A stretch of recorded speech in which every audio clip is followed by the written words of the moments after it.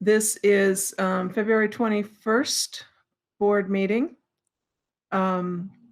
We've got an hour, 50 minutes of study session, equity work with Marcus, and then at 4:30 we'll start the board meeting. This is a virtual meeting with Barge, so there's that to look forward to. I'm going to call the meeting to order. Is Don here yet? No, I don't see him. Raymond is not going to be able to be with us today. He had a work conflict that came up at the last minute. So, Marcus, I guess it's all yours.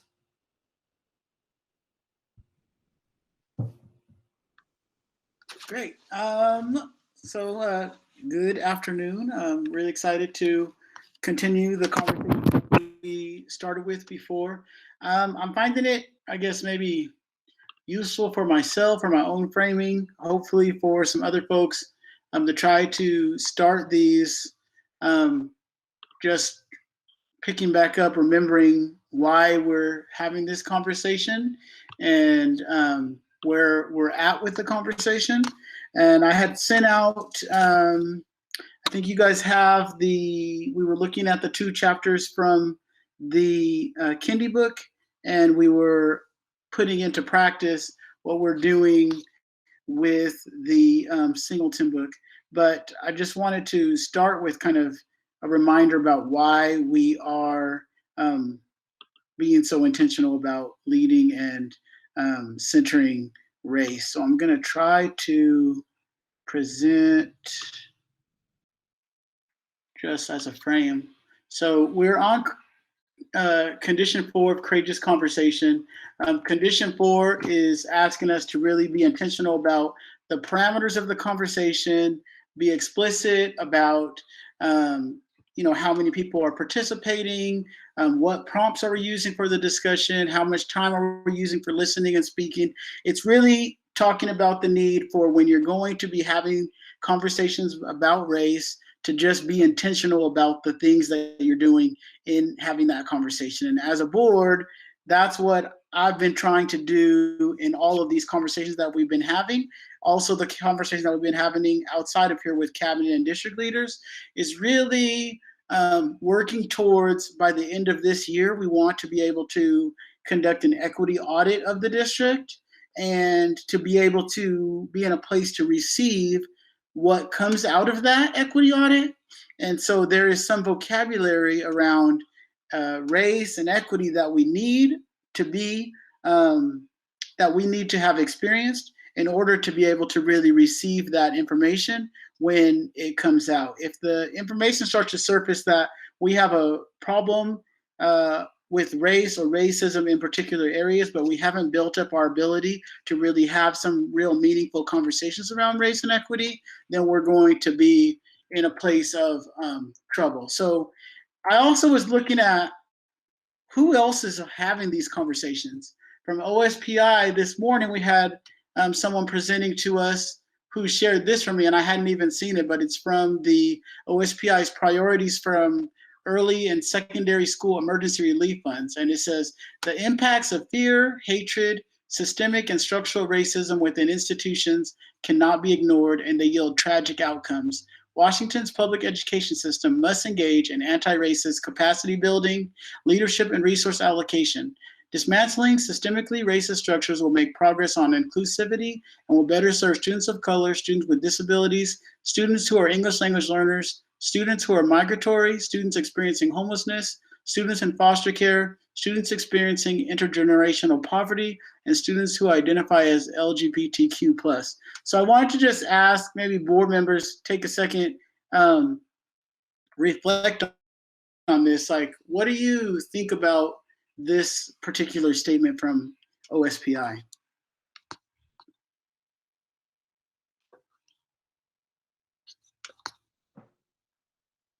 I think I've seen this before recently, but I'm not sure where. It just reads real familiarly to me. I'm reflecting on the conversations in our assigned reading this week about racist language and anti-racist language and non-racist language. And I don't disagree with anything in this paragraph, but I'm wondering if it's intentional enough. And I don't know how to say that any other way that makes sense. I'm not sure if we can get to if who the audience is that this is intended for, I guess is what I'm saying. And do you turn people off by using this language versus something else?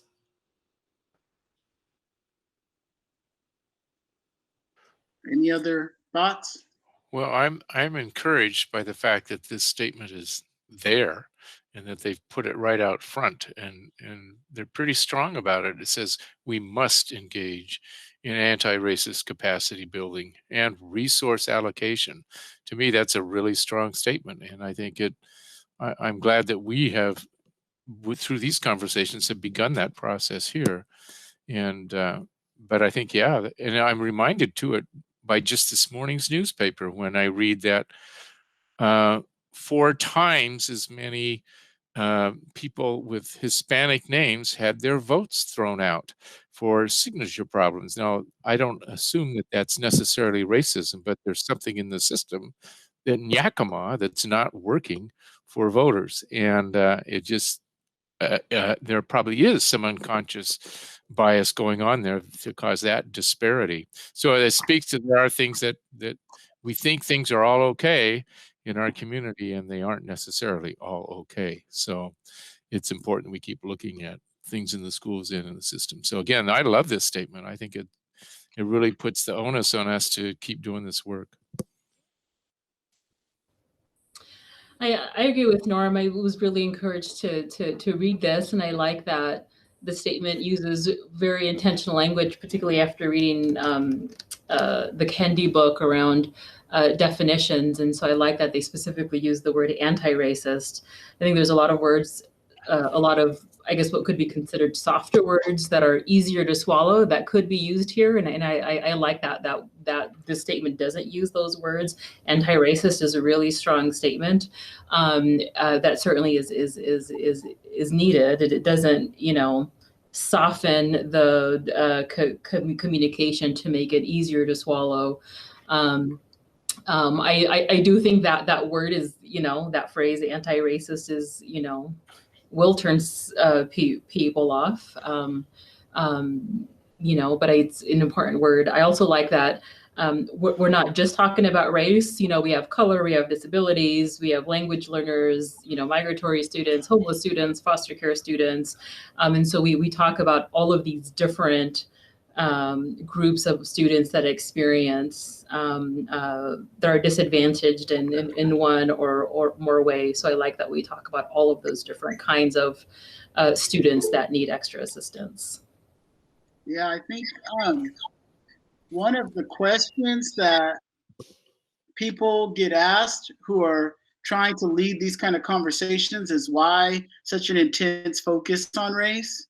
And I think that what I like about this statement from OSPI is that it sets up the theory that we're operating from, which is that if we get good at dismantling systemic racist structures, then we're going to make progress in all these other areas as a result of that work. It speaks to the intentionality of starting the conversation with race and not leaving that conversation until we actually have achieved the purpose of starting that conversation, which is that we are effective in engaging in dialogue about race. As long as we're finding like, oh, it's still a little uncomfortable, I guess not, it's gonna always be a little uncomfortable, but as long as we're struggling with, should we be having this conversation? Is this what we should be doing?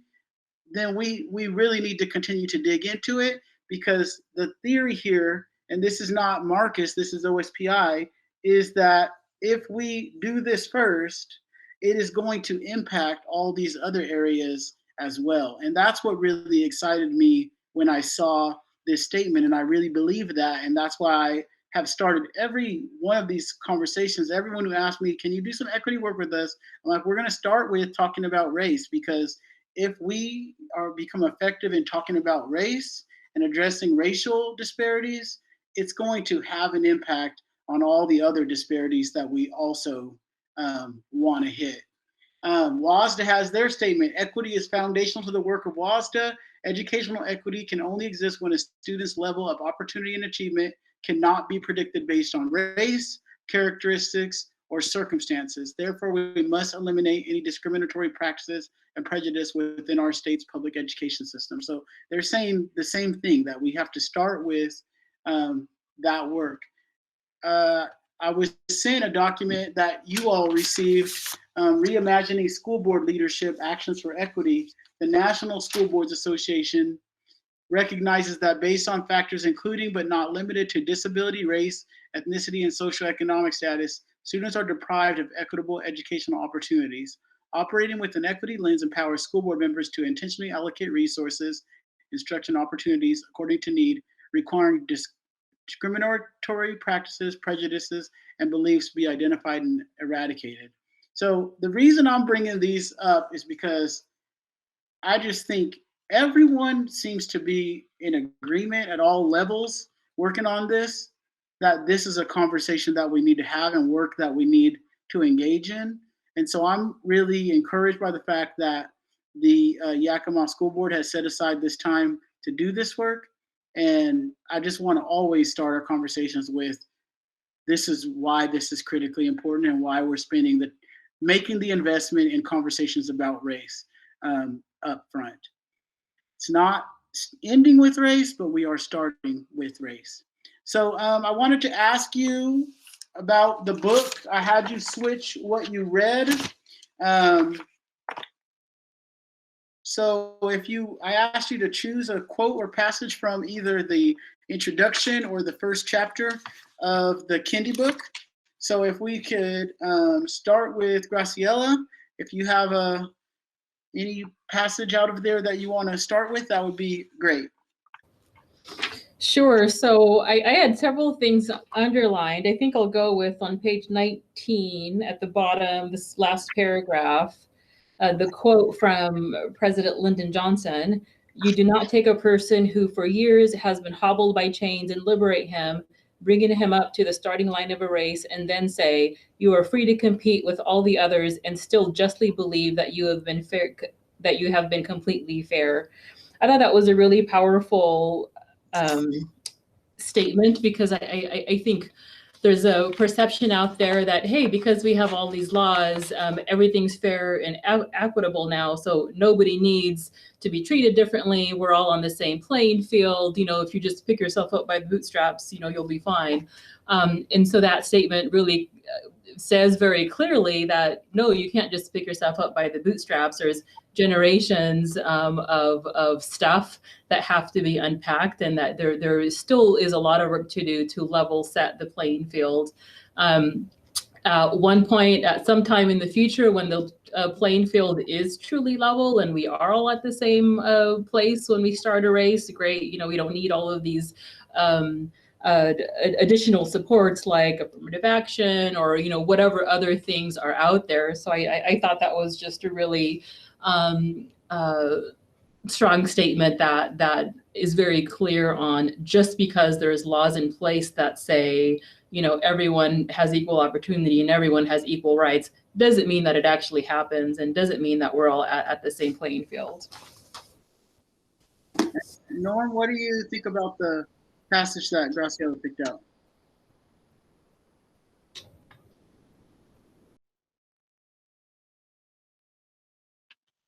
I think you're still muted. I got myself confused with Martha. I stayed muted. So anyway, I think Graciela, that passage is right on. I think it's I don't have a lot to add. I think it's very true. Reverend Davis? Yeah, I like the points Graciela made about we could have policy and laws, but do we actually follow those policy and laws and make it equal for every individual? And we could have a policy and a law, but are we implementing it to be equitable and to be assuring that everyone is treated equally and getting the right service? Martha? I think President Johnson was a man ahead of his time. I think that he held these beliefs at a point in time where this country was still pretty segregated. And I think his reputation in some circles was kind of darkened by that. You know, especially since he came from Texas, and Texas in the 60s was not a great place to be if you were a person of color. And the fact that he had all of these progressive ideas and was the driver behind many of the progressive laws that passed during that time, it was, I continue to be in awe of him because of that. Yeah, thank you. I like the bottom part where it went on and said what the Supreme Court Justice Harry Blackmun said: in order to get beyond racism, we must first take account of race. There is no other way. And in order to treat some persons equally, we must treat them differently. Really powerful thought. Graciela, you want to have the last word on that? Yeah, I don't know that I have anything else to say other than I think I'm going to memorize that and use that for other conversations and debates that I get in around the topic. Norm, you got something you pulled out? Yes. I don't have I have it on my Kindle, so I don't have a page number for you. So, but the quote starts with this: no one becomes a racist or anti-racist. We can only strive to be one or the other. We can unknowingly strive to be racist. We can knowingly strive to be an anti-racist. Like fighting an addiction, being an anti-racist requires persistent self-awareness, constant self-criticism, and regular self-examination. And that speaks to me too, because I think, you know, we've heard sometimes in the political world, people will announce, well, racism is over. It doesn't exist anymore. We solved that problem. And obviously, when you see what happens in society, we haven't solved that problem yet. But it's ongoing work, and it's ongoing building on our successes. But we still have a lot of work to do. Thank you. Reverend Davis.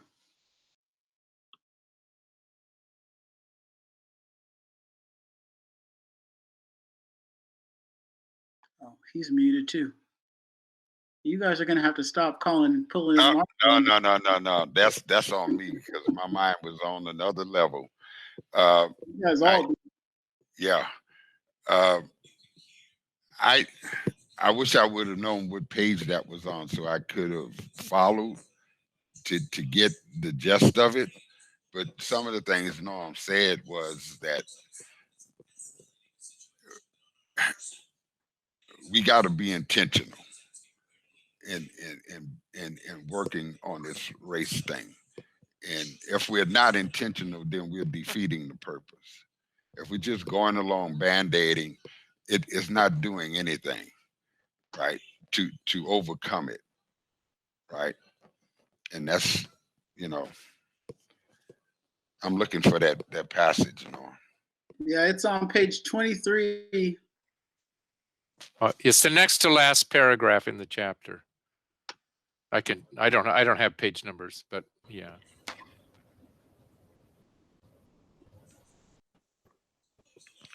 That's my take on it. Yeah.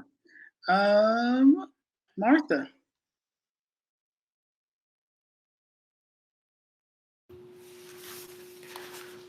I was so focused on listening that I don't process well auditorily. So I was focused on listening and still lost the words. Let's go to page 23, and it's right at the top of the page. I'm going to add 2 sentences ahead of where he was at, but it says racist and anti-racist are like peelable name tags that are placed and replaced based on what someone is doing or not doing, supporting or expressing in each moment. These are not permanent tattoos. No one becomes racist or anti-racist. We can only strive to be one or the other. We can unknowingly strive to be a racist. We can knowingly strive to be an anti-racist. Like fighting an addiction, being an anti-racist requires persistent self-awareness, constant self-criticism, and regular self-examination. For me, that speaks to being intentional. Almost like having situational awareness. You know, being aware of the situation that you're in, what your thoughts are, how you feel about things, and reacting accordingly, as opposed to kind of reacting unthoughtfully. Graciela? I like the end of that. Being an anti-racist requires persistent self-awareness, constant self-criticism, and regular self-examination. I think it's easy to think that once you're, quote, woke, you're good, you don't have any more work to do. But, I think this statement really speaks to the fact that it is an ongoing process. It's a journey. You may not ever completely arrive, because you need to constantly be aware and criticize yourself. I consider myself pretty woke when it comes to issues of race, but I know that I've said things that are probably inappropriate or misconstrued, or I've done that I think it's like the Harvard bias test, and was surprised at the results. And so I think that I think those last few things there, self-awareness, persistent self-awareness, constant self-criticism, and regular self-examination, are really important for everybody, even if you think you're woke. Yeah, that passage is really powerful to me, that it impacts me because I look at so many of my past decisions in various roles, as a teacher, as a assistant principal, a principal, even now, just as people's friend. And I can see times in my life where in these actions I was racist. In the effect of my actions was racist.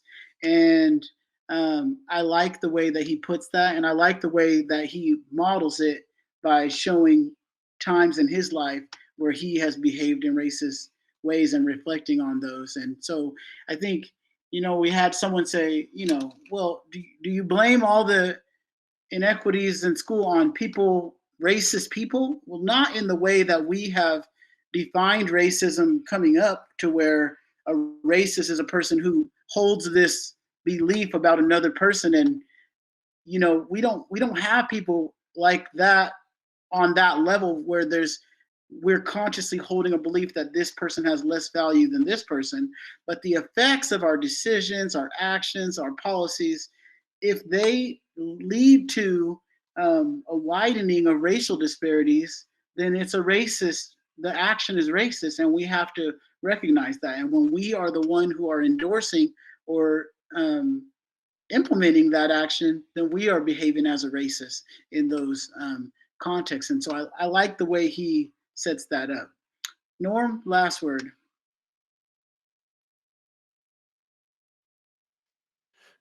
Yeah, and I think it just speaks to, again, I don't want to repeat myself, but like, it's just saying, and again, well, and responding to what you just said, we can all probably sit here and look back and say, oh my God, what did that thing I said, and when I was teaching, or that thing I said in that meeting or did at some point in my past life. And I just want to caution all of us not to beat yourself up too much over that, but just, again, we all grow as we learn more. And so just keep growing and keep learning, and we all will get better at what we do. But again, there's a real, it's an important thing to just continue that kind of awareness and continue to try to read the room and say, am I, how are people reacting to what I say and what I do? And do my actions match my words also? Thank you. Reverend Davis. Yes. This first chapter has a lot of good stuff in it. But on page 14, the Soul Liberation launched into their popular anthem, Power to the People. The bodies of the Black students who had surged to the front of the arena started moving almost in unison with the sounds of the booming drums and heavy bass. That, along with the systematic clap, generated the rhythm and blues of a rural Southern revival. The wave of rhythm then rushed through the thousands of white bodies in the arena. Before long, they too were on their feet, swaying and singing along to the soulful sounds of Black Power. And that caught me, because how music can bring a person to a place of togetherness. And just to see how the Black participants were in the back and they rolled up to the front, and then next thing you know, the white students feeling the energy. And I think that's how we have to do. We have to feel the energy of this and to put it into action and to be one. And music, when I was in the music business, a friend of mine, Helen Baylor, wrote a song, "Music is the voice of God." And when you look at how music touch everybody's lives, from jazz to country and western to bluegrass to zydeco to R&B to gospel, it works. And that's, that goes along with what Graciela stated, what Norm stated, how it's in unison, right? It's together, and then that's where all the prejudice leaves, right? All the prejudice leaves us when it comes to music, right? It because we're on one accord, we on one tune, we on one beat, we in one rhythm, and that's the thing that struck me the most in all of it in this first chapter. Martha.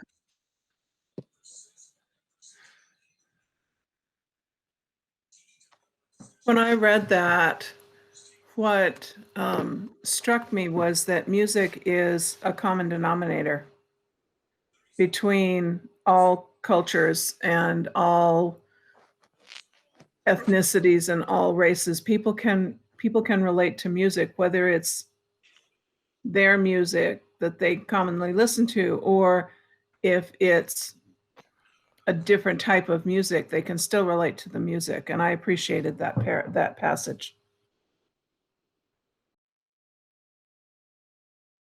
Norm? When I was listening to the talk about music, is one of the areas that part of my background is music. So being involved in music groups and in music is one of the ways that in my life that I've interacted and impacted, had impactful moments with people of different races and different color and different cultures. And it truly does bring people together. But I'm reminded of a funny anecdote, which one time I was traveling in Africa and we were in Mombasa at a resort, and nobody was in this resort except us. And they had a group playing, and it was a group of African musicians, and you could tell they had a great sense of music, but they had been told by the boss of the hotel to play music for white people. And so they were playing stuff like Lawrence Welk kind of music. And it was just, you could tell they were bored. We were bored.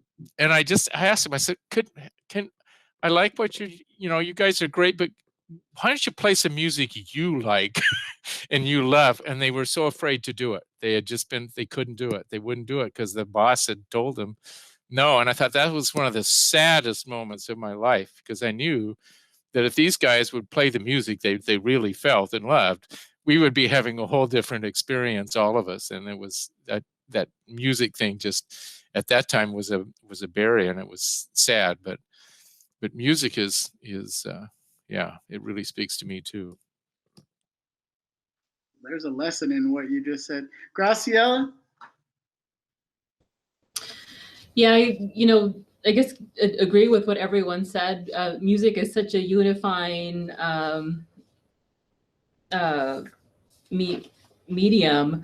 I guess maybe we could answer all the world's problems by somehow infusing music into the processes. When I was young, one of my favorite aunt is Native American, and so she used to go to powwows, and I was at her house all the time because her daughter and my daughter and me were close in age and were BFFs growing up, and so I'd go along all the time. And I remember just when we're at the powwow and the drum circles are going, it's just so powerful. You can feel it in your soul. And I'd kind of find myself not nodding my head to the music, and you can't help but feel in the moment along with what everyone else is experiencing. And so music is very powerful and unifying. Yeah, I really just love what Dawn had to say, that if we get in a groove, everybody else will just get into the same groove. And I really believe that about this work. Dawn, you got anything you want to say as a final? I like what Graciela said about going to the powwows. I remember when I was pastoring in Billings, Montana, we would go to the powwows on the Crow Reservation in Northern Cheyenne, and that drum. And one day the chief came to me and said, "Come on, you're gonna dance with us." And experiencing that and knowing that that's part of my history too, and having the opportunity to go to South Africa and to see for worship service hundreds of thousands of Africans coming from miles away singing on one accord, and you can see the dust cloud coming towards you, and then when it settles, it's just tens of thousands.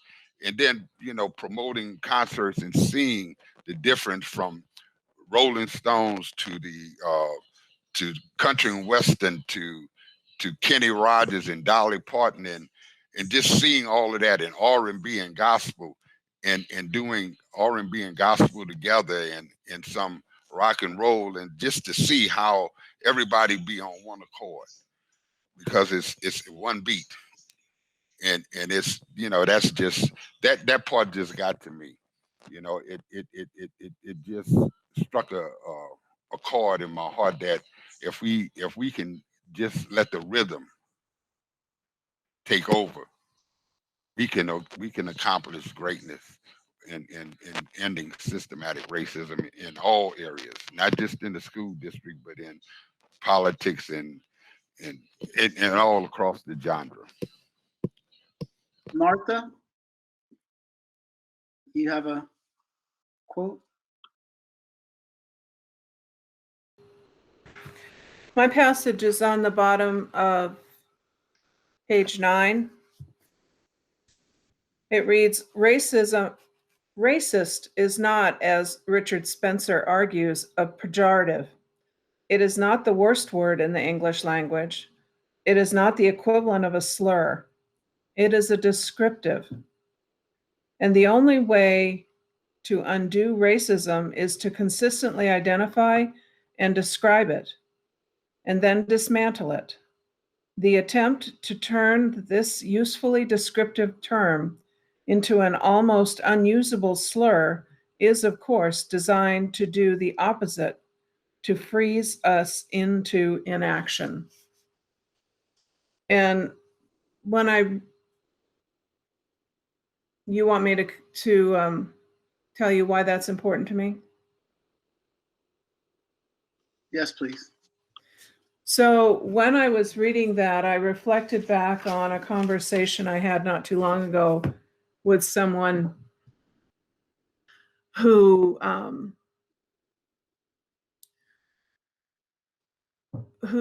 shared with me that they had been called a racist in another conversation. And it kind of shocked me that this person said that, because I did not necessarily view that person as a racist.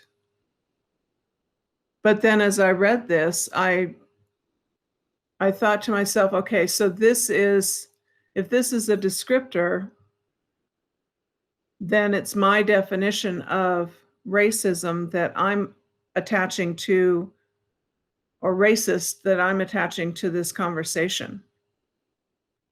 And I think it's important for us to recognize that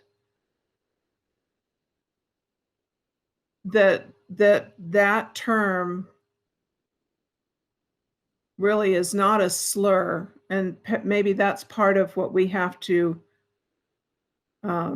share with others as a part of our work. Thank you. Norm? I think just as Martha was talking about, that was what jumps out at me is it isn't helpful to anybody to label anybody anything. A label of racist might on some level describe a behavior, but it doesn't help that person know what they're doing that's hurtful, and it doesn't give them a way out of it. So labels never solve the problem, and it's examine the behavior. Like we talk about that with kids sometimes, is talk about the behavior. Don't label the kid, label the behavior, and talk about the behavior, but don't just look for labels to give people and put them in boxes. And I think that's my response to that. Graciela? I'm focusing on the only way to undo racism is to consistently identify and describe it and then dismantle it. I think that's, to Martha and Norm's point, really focusing on identifying, describing the behavior, and then being active in attempting to dismantle it. Don? I agree with Graciela on that part. To dismantle it, define it and then dismantle it, and to move forward and to help that person.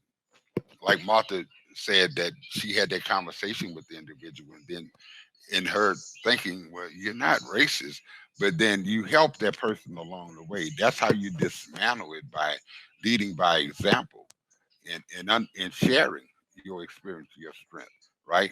And your hope for that to go away. And I like that passage. It's something that we all can do together to dismantle racism. I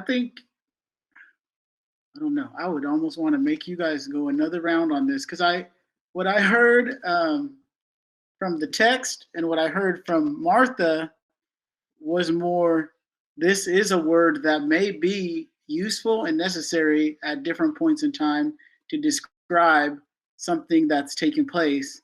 And then what I heard Norm was maybe, no, that's a label that's never useful or helpful. And so there's a little bit of I felt a tension in that I kind of would want to explore a little bit. So maybe I'm gonna go back to Norm. Well, let me clarify. I'm not saying you can't label behavior as racist, but I would be careful about labeling a person as inherently racist. But you can describe the behavior and describe why that might be a racist behavior. But to just label that person, you're a racist, is not helpful. It's not helpful to that person, and it's not helpful to the situation. But if you describe the behavior and why and you can describe why that behavior might be hurtful or might be damaging or limiting to somebody, then that might be helpful to the person, more helpful than labeling them as a racist, but just describe the behavior. What about anti-racist? Would you describe a person as anti-racist? No, I would describe a person as working to incorporate anti-racist behaviors and thinking into their life, but I wouldn't label the person an anti-racist. I would just say, are you being intentional about doing that work? Yeah. Any other thoughts on that before we close this out? I guess I'll have another thought. It's such an interesting word. I think society uses it as a slur, and so people think it's a slur, and so I think that's why there's such a strong reaction to that word. It's, I guess, the experiences I've had when there's a racist behavior. Usually, there's a lot more to that. I guess the person saying those things that would certainly cause me to call that person maybe that they have a lot of racist behaviors and thoughts. But it's when you use that word, it's a huge turnoff, and it creates a fight essentially almost every single time. So I think doing the work of unpacking that word and redefining it as a descriptor would be hard, but important. Yeah. Anyone else before I take the last word on this one? We're going to end a little bit early. I guess what I would say, and I guess I don't guess, I know what I would say. First, I want to point to in chapter 1, this chapter starts with definitions. Most of the chapters start with definitions. And so I want to make sure that we understand what the author is saying. We don't have to agree with it, but I want to make sure we understand. And what he is saying is a racist is one who is supporting a racist policy through their actions or inaction or expressing a racist idea. So he's definitely using this word to describe a person. And then the same thing with anti-racist, one who is supporting an anti-racist policy through their actions or expressing an anti-racist idea. And actually the quote that Norm pointed to initially was making this point when he says racist and anti-racist are like peelable name tags. So it's a name tag that goes on a person, right? It's peelable. You can take it off whenever you want to. And then the next moment you may very well pick up the other name tag and put it on. But he is applying it this way. I actually agree with Norm that it's not helpful to use these labels to describe other people that you're trying to engage in anti-racist work. They don't have the context of what you mean when you say it, and they jump to some other definition that you're using. But I would be dishonest if I said in my conversation with any one of you afterwards, of something being done or something being said, I'm going to say, man, he was racist today. And that's how we're going to talk about that, because it's easier to use a word than to say he was making a decision that was going to exacerbate educational disparities between students of color and white students. Like saying all that is what I mean when I use this word. And so I want to be clear, because the conversations that we're going to have, when I say, well, I think this is a racist policy, or I think this is going to have racist implications, that's what I mean. The data that I highlight when we're focusing in on conversations about race, that's the purpose, is to say, is the choice that we have to make right now and how we use this resource and how we set this policy or this procedure, is the decision we're going to make right now, is it going to bring us closer together in outcomes, or is it going to make them further apart? And so those labels, that's what they mean, and we have to be clear about what we mean. It's not permanent. It's not saying we have a growth mindset about you. We don't have this state that this is who you are and it's a permanent label. But when you're choosing to make a decision that has these implications, that's how we're behaving. And so I would encourage us to get a little more comfortable with that terminology. Otherwise, we're going to have these really long sentences that we're going to have to use in order just to communicate really basic ideas. So I appreciate y'all. Thank you for letting me be a part of this work. Was Norm raising his hand like he wanted to say something else?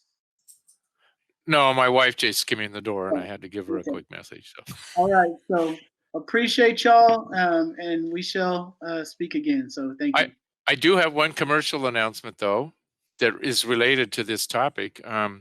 Ibrahim Kendi is speaking at Seattle Arts and Lectures on April 7th, and it's online, but it might be interesting to hear him. That's a Wednesday, April 7th.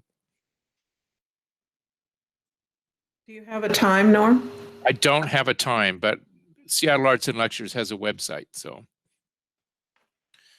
I'll check on that. Thank you. Thank you, Norm. Well, that was pretty intense conversation. Thank you, Marcus. I think as we get further into this, we'll have more of those. Hold on, the best is yet to come. Well, we have a little bit of time before our meeting begins at 4:30. So I will suspend the meeting unless someone has any follow-on to what we've been discussing. And we'll reconvene at 4:30. I see Hector is here. Hi, Hector. Good to see you. You have a student who's going to be doing a pledge for us, correct? Okay. I thought I saw Rossi's She popped name. on. She popped on. Is Rossi is a girl? Rossi is a girl. Okay, so I saw her pop on and then pop off. So hopefully she'll come back. Yeah, she'll come back. Okay. Yeah. All right. Well, take a break and we'll see you again at 4:30. Thank you, everyone.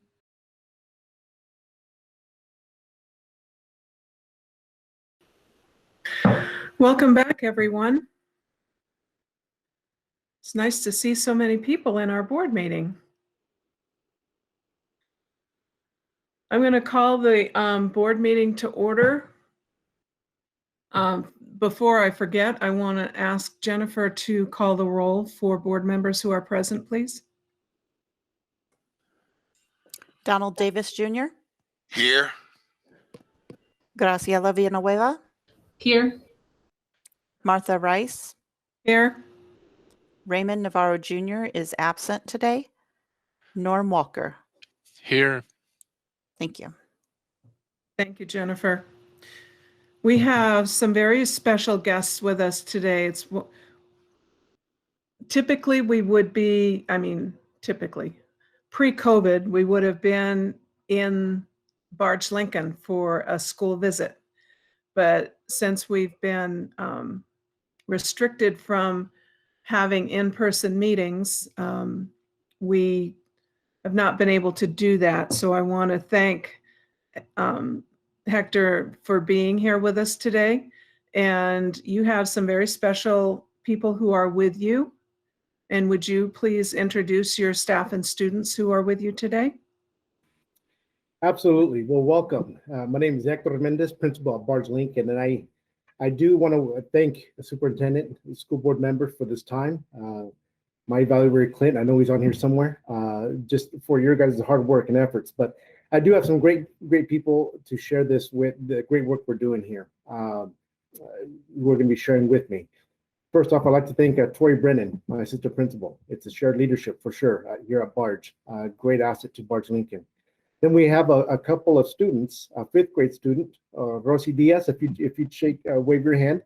She's a fifth grade student, and her teacher is also on here, Miss Aida Caltenco. Yeah. Then we have a second grader, Julian Barragan.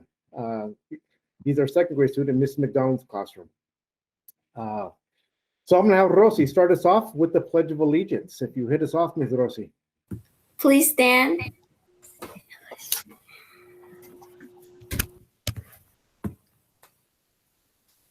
I pledge of allegiance to the flag of the United States of America and to the republic for which it stands, one nation, under God, indivisible, with liberty and justice for all. Good job, Rosie. Thank you. Great job, sweetie. Rosie, that was a great job. Thank you so much for leading us today. Could you tell us a little bit about yourself?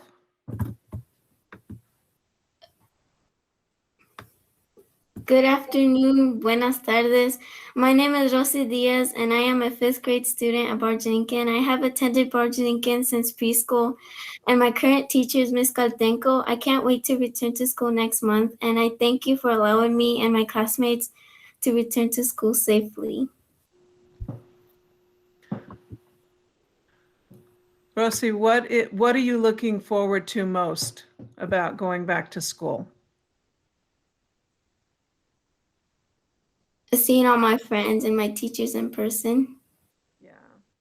Have you had a chance to meet Ms. Kaltenko in person? Yes, she was my computer. She was a teacher at Barge Lincoln, and she used to teach us about all the websites and all about that because she was a computer.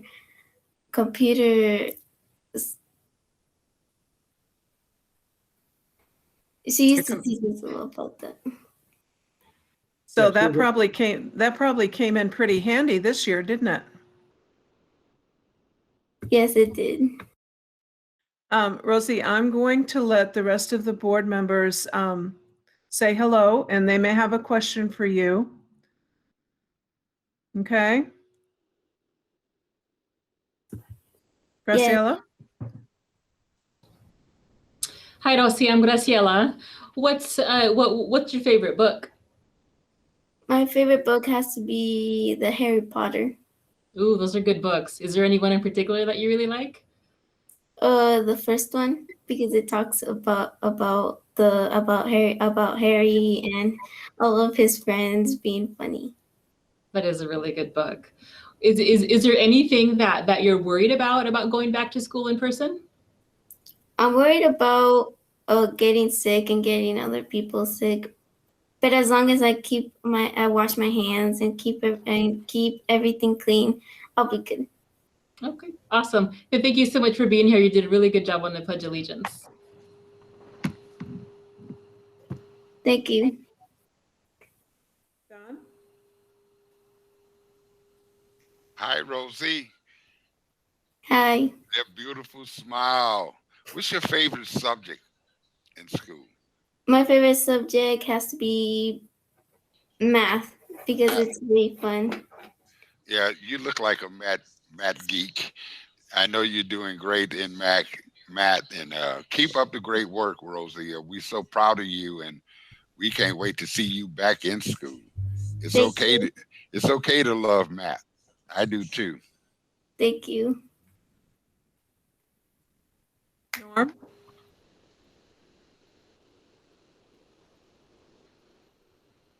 Hi, Rosie. This is Norm Walker. I'm also one of your board members. Thank you for joining us today. What's your room number at Barge? What rooms have you been in? I've been to number 1. I think it was number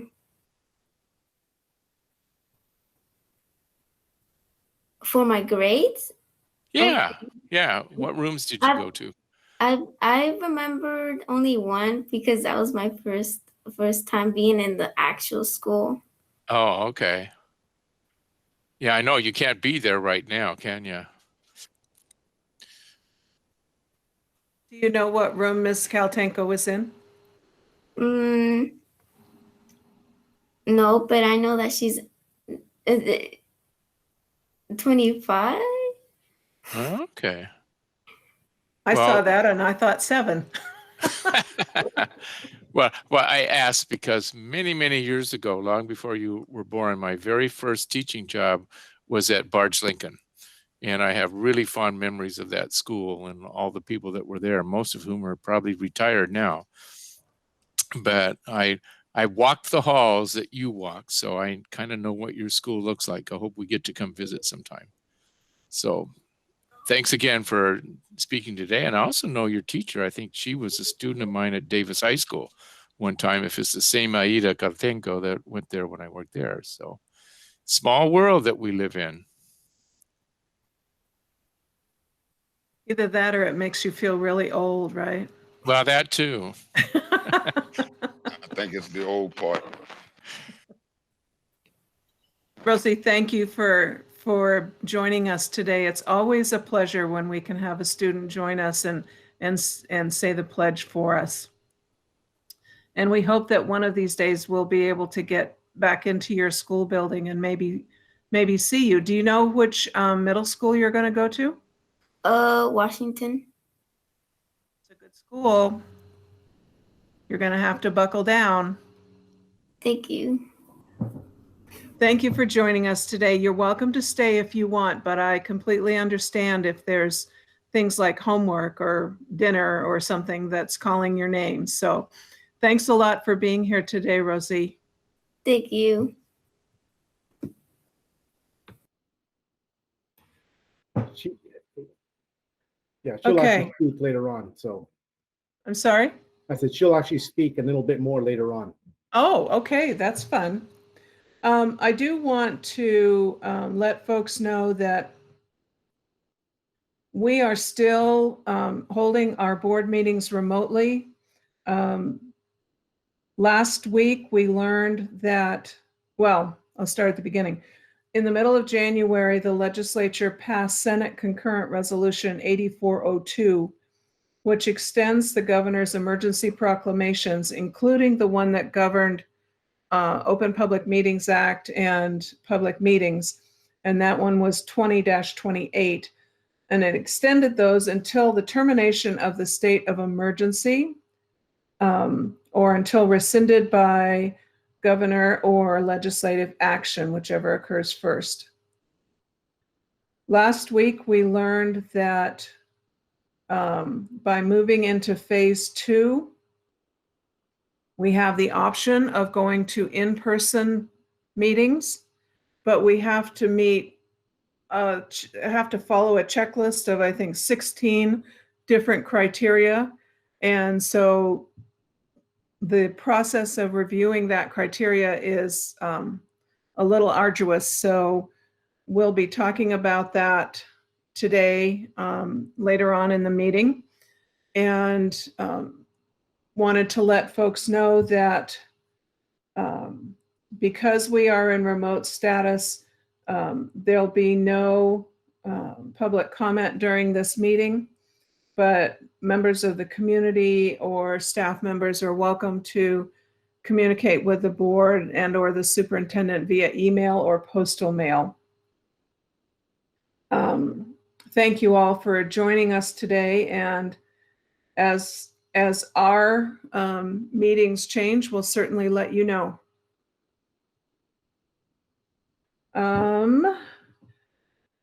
As is our common practice with site visits, we will be, let me get to the page here. We will be moving to a presentation by Principal Mendez Hector about Barge Lincoln. And he has some, I guess, some student speakers and maybe some staff speakers. And so, Hector, I'm just going to turn it over to you. Well, again, thank you all for allowing me the opportunity to share the great things happening at Barge Lincoln. As I'm speaking, I'm going to present my screen in hopes that you could see what I see, right? And so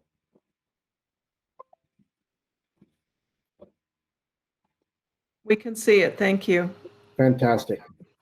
So this is Barge Lincoln Elementary, and I'm glad Superintendent School board member Norm, thank you for that little info about Barge. It's a special place.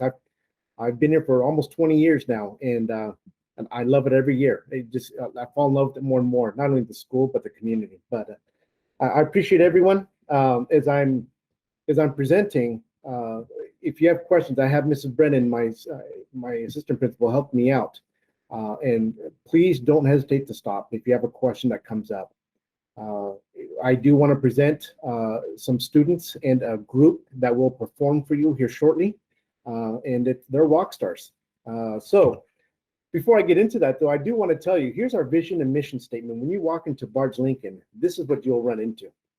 And Barge, for the last several years, we've done a lot of great work, and we still have a lot yet to do. But our mission is to reach and teach every student every day.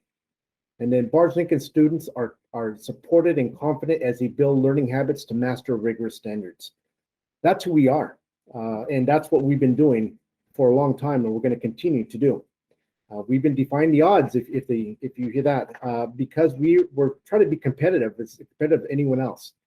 So one way of doing that is talking a little bit about our Baliki Baligra and Pandemonium.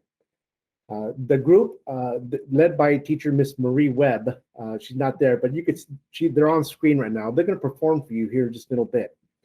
We have a steel band drum group here at Barge Lincoln that has been going on for about 7 years.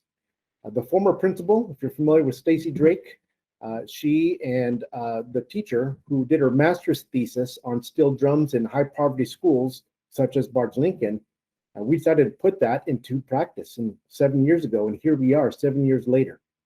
So I'm going to get started with Baliki, this group, the steel band, and I'm going to end with them as we talk about, we go through our strategic plan, talking about graduation and beyond, because we're doing something great here at Barge with our students.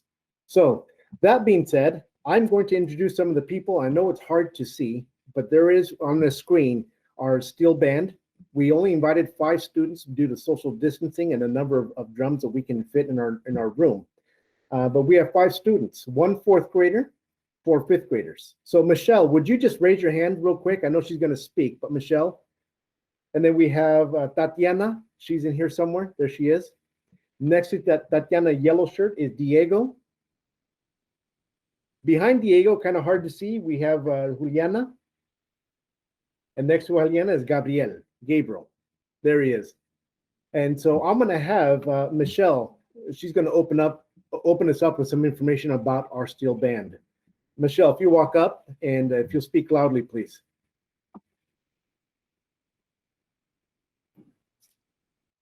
Welcome Yakima School District Board. Bienvenidos mesas directivas del distrito de Yakima.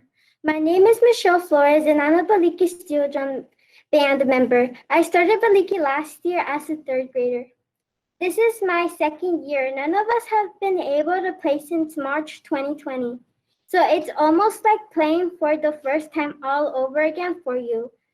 We're nervous, but Ms. Webb said that we're all rock stars, and she's right. Mi nombre es Michelle Flores y yo estoy en el grupo de Baliki. Yo empecé Baliki en el 3er grado.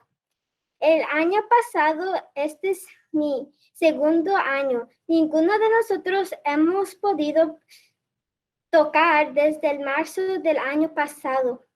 Es por eso que hoy es como si estuviéramos tocando para ustedes como si fuera la primera vez. Nosotros estamos nerviosos, pero Ms. Webb nos dijo que somos unas estrellas y aquí estamos. Baliki stands for Barge Lincoln Kids, and it's for 3rd graders through 5th graders at Barge Lincoln. We usually practice 1 day a week after school. We have concerts during the year, and during the summer, we usually get to go to Tri-Cities for children camp that is 2 weeks long. I haven't been able to go yet. Baliki has performed for the Hawaiian Rotary Yakima School Foundation and Ysd 105. We've even been awarded the Yakima Youth Award in 2019. High five to us. En nombre de Baliki El nombre de Baliki viene de las palabras Barge Linky Kids y es para los grados de tercer y quinto grado. Usualmente nosotros practicamos después de la escuela un día a la semana. Nosotros tenemos conciertos durante el año escolar y en el verano nosotros practicamos por 2 semanas, por un día a la semana en un campamento de tambores de acero en Tri-Cities.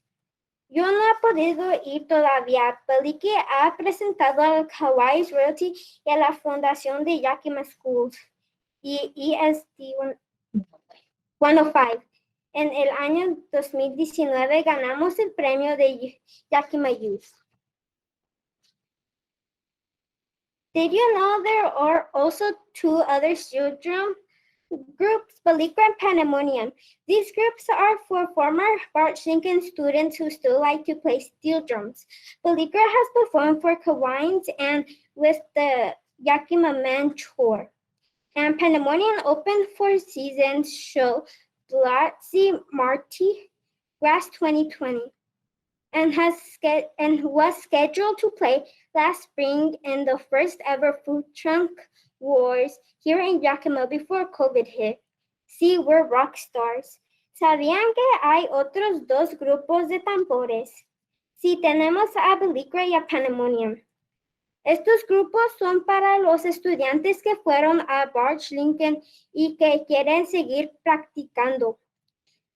Balikra ha participado en Kawines y el coro de hombres de Yakima. Pandemonium ha abrido el show de Blurry Manny 2020 en el tercero season y está programando para participar en un evento de comida de Yakima antes de la pandemia. Como ustedes pueden ver, somos unas estrellas.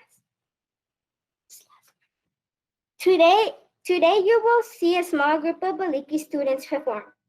When we're all together, there are 30 of us. We fill up the whole room with our energy and beautiful music. Hoy ustedes podrán ver un grupo pequeño de Baliki. Cuando todos estamos juntos somos 30. Nosotros llenamos el lugar con nuestras energías y con música maravillosa. Before we begin, on behalf of Baliki and Baliki Pandemonium groups, Ms. Webb, we would like to respectfully request the okay to return practicing in smaller groups, of course. To start practicing, please. We miss making music. Thank you.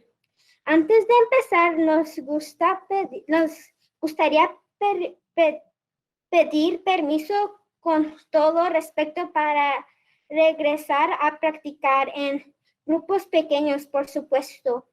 Por favor, todos extrañamos la música. Muchas gracias. Un aplauso para ella. An applause for Miss Michelle. So they're going to be performing 2 musicals. Maybe you're going to say this, Miss Marie. Coconut Groove. It's a compilation of Coconut Groove and Cha Cha Chicken Shack. Take it away.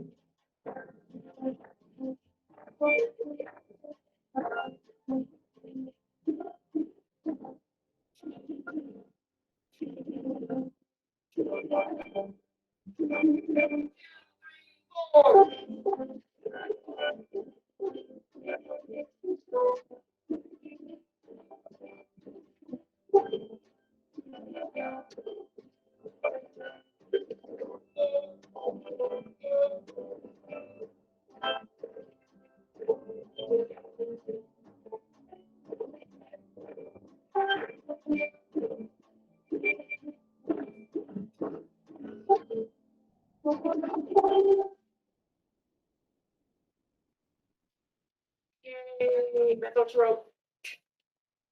That's everything, Mr. Mendez. Thank you. Nice job, Baliki. Miss Marie Webb, would you mind stepping in front of the camera just real quick? This is the mastermind behind it. I don't know if she will, but I can ask. There she is. Thank you, thank you, thank you. So I know it's hard to hear.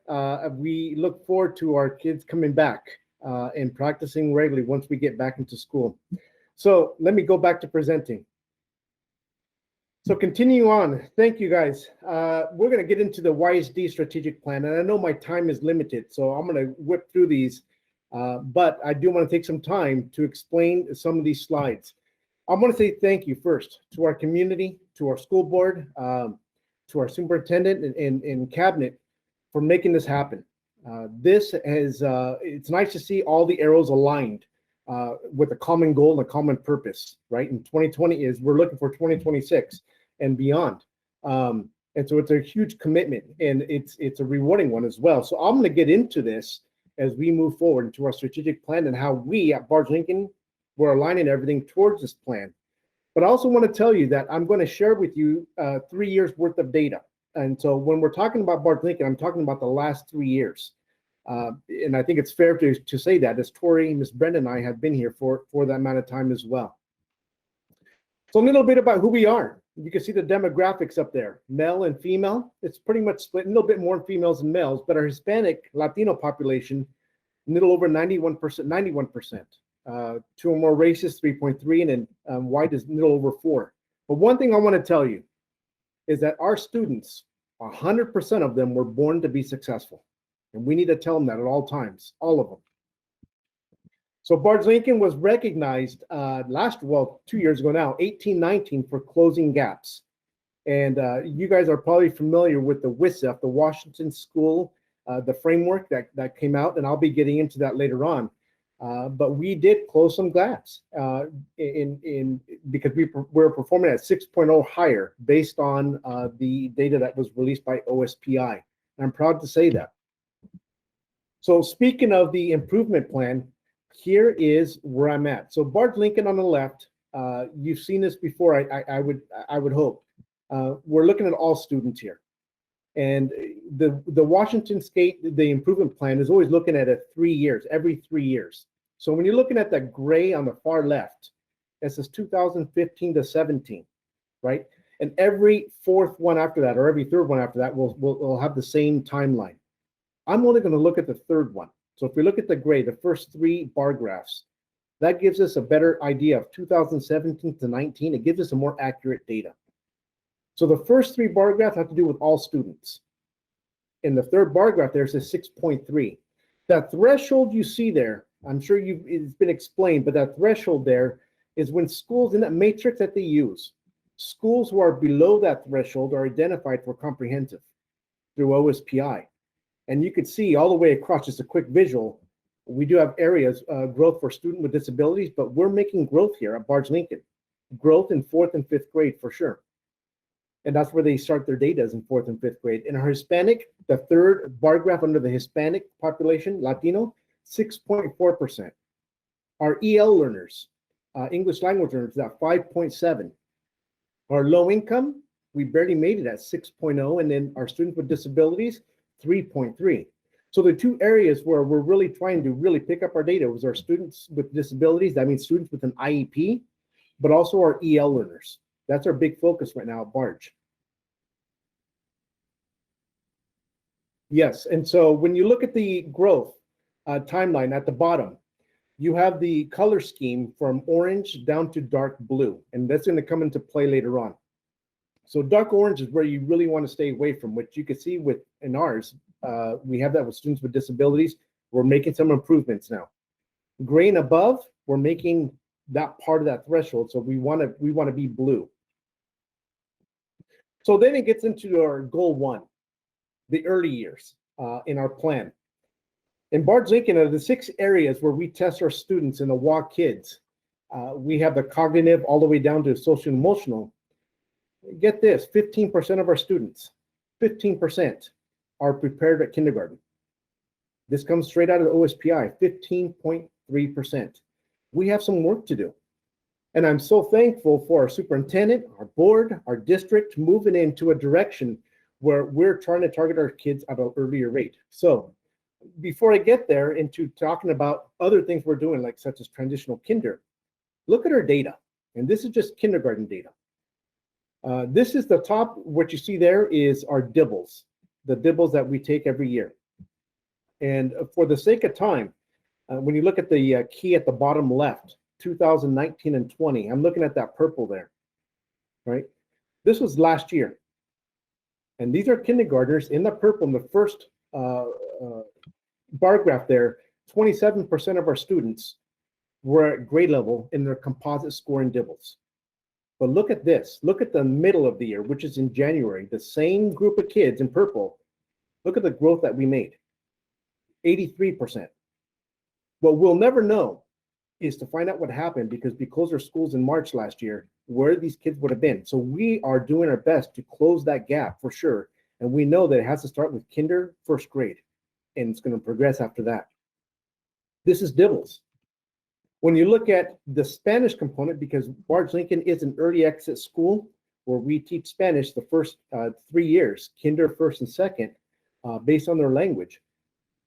It's kind of scary. If you look at the left-hand side, that was the beginning of the year. And we have fluidez de nombramiento de las letras. And then underneath that, which is basically all red, is fluidez, segmenting, phoning segmentation. But again, look at the growth. If you look at the next 3 pie graphs, that tells itself. The green that you see, the growth that they made, green meaning they're a benchmark. We made a tremendous amount of growth with their kinders in Spanish. And again, we never did get to see the end of the year. So what I'm telling you, the reason I'm showing this is because we are going somewhere with our learners. So then that brings up, what are we doing for our early years? And I'm proud to say our transitional kinder, which we started last year. Barge Lincoln is the only school to have a transitional kinder program or a classroom in the district, which we started last year, 15 students. On top of that, we also have 2 pre-K classrooms, 1 English, 1 Spanish, and also 1 kindergarten and first grade self-contained, which consists of about 10 students. This young man here that you see there, with permission from his mom, she gives permission to use the photo. This is Kaysen, aka Batman. When I asked him, first day of pre-K, now, or a TK, remind you, he's 4.5. He was able to get out of his car. He followed, all the kids did actually, followed the directions. We often have a difficult time with kinders the first days of school. We have criers, and we always say all hands on deck. Not our kids. They were ready for school, and I'm so glad. But in this case, when I asked him, may I take a picture of you? He struck a pose. That tells you, as he's a rock star, as we heard earlier from our Baliki students, rock stars. Leads us into goal 2 at Barge Lincoln. Anywhere you go inside of our school, and I hope one day we get to have you visit our school, we have 3 standards. And everyone show me 3. 3 middle fingers, and that just says show respect, make good decision, solve problems. You will see that anywhere, whether you're in a gym, classroom, hallway. The minute you show 3, everyone knows the expectation of showing 3. And so we have these in English and Spanish all the way through. So connecting and empowering our students. This is an example of what our schedule currently looks like for 1 more week as we're going into transitioning into hybrid. But this is what it looks like. If you look at the grade level, the columns, we have kinder at the top in black, kinder, first, second, all the way through 5th. We spend 2 hours in synchronous time. And that's the green that you see per grade level. The blue are the small group times, or asynchronous times, and then the pinks are the specialist time. We are very succinct in what we're doing because we want to make sure that we empower our students at all times while they're here. Which also goes with the attendance. Because we want to empower our students, we also need to empower them to attend school. Attendance is huge at Barge Lincoln, and you guys have seen the data, especially in January, where you saw the data at Barge Lincoln. We weren't doing very good in regards to attendance. That green is 70% of our students, our total population, which means 90% of the time they are attending school. The yellow is 80 to 90, and then we have the red. And I'm going to be honest with you, our staff here at Barge Lincoln, from our office to our classrooms, we are bending over backwards to get our students involved. Home visits, phone calls, texts. We're doing everything we can to empower our students to come to school, but it's no easy task. It is definitely a lot of work. So we have, thank goodness, a strong PBIS team here at Barge Lincoln. Positive behavior interventions and supports. And we actually have a team that consists of two groups. Group one is our tier one group, which we plan, as I put on there, to plan, to teach, assess, analyze, adapt, and reflect on the data. And that's building wide. But our tier two group does the same thing, but we're very specific with small groups of students. We meet with individual students, and our teams meet once a month, and we continue to do this. I bring this up because the attendance that you saw, which we are really working on, we have an attendance monitoring team that we meet every Friday for an hour and a half, and we look at individual students and seeing what we can do to get them here to school or get them connected and engaged. So goal 2 also talks about being connected, supported, and resilient, not only with what we do here, but also outside of the walls of Barge Lincoln. 4 things I want to really touch on. One of them is our drive-through celebration that happened on December 17th. This was a Thursday leading into the winter break. We hadn't seen our students. Our students hadn't seen us in person. So our PTO decided we need to do something to bring us together. So we had a drive-through celebration. I'll show you pictures here in a little bit. The other thing, the second bullet there is our playground. Barge Lincoln's a fairly old school. And thanks to our superintendent, who asked me one simple question when he got here is, what is it that you need? What's the number one thing that you need? And I didn't bat an eyelash. It was a playground. And so we made it happen. And thanks to Dr. Darling and cabinet, we made this happen. Students competing in math competition. Miss Aida Caltenco, she's around here somewhere. I can't see her on my screen, but she's here, our 5th grade teacher. At the time, she was our math interventionist, was working with our groups of kids in math competition. And I'll show you pictures of that. And then last, we're going to hear from 2 students. And this is where I'm going to bring our 2 others, our Rosie and our other student, Julian. Here's where we're talking about this drive-through celebration. We actually made the Herald, Yakima Herald, because we were doing something for our kids to engage our students during this time.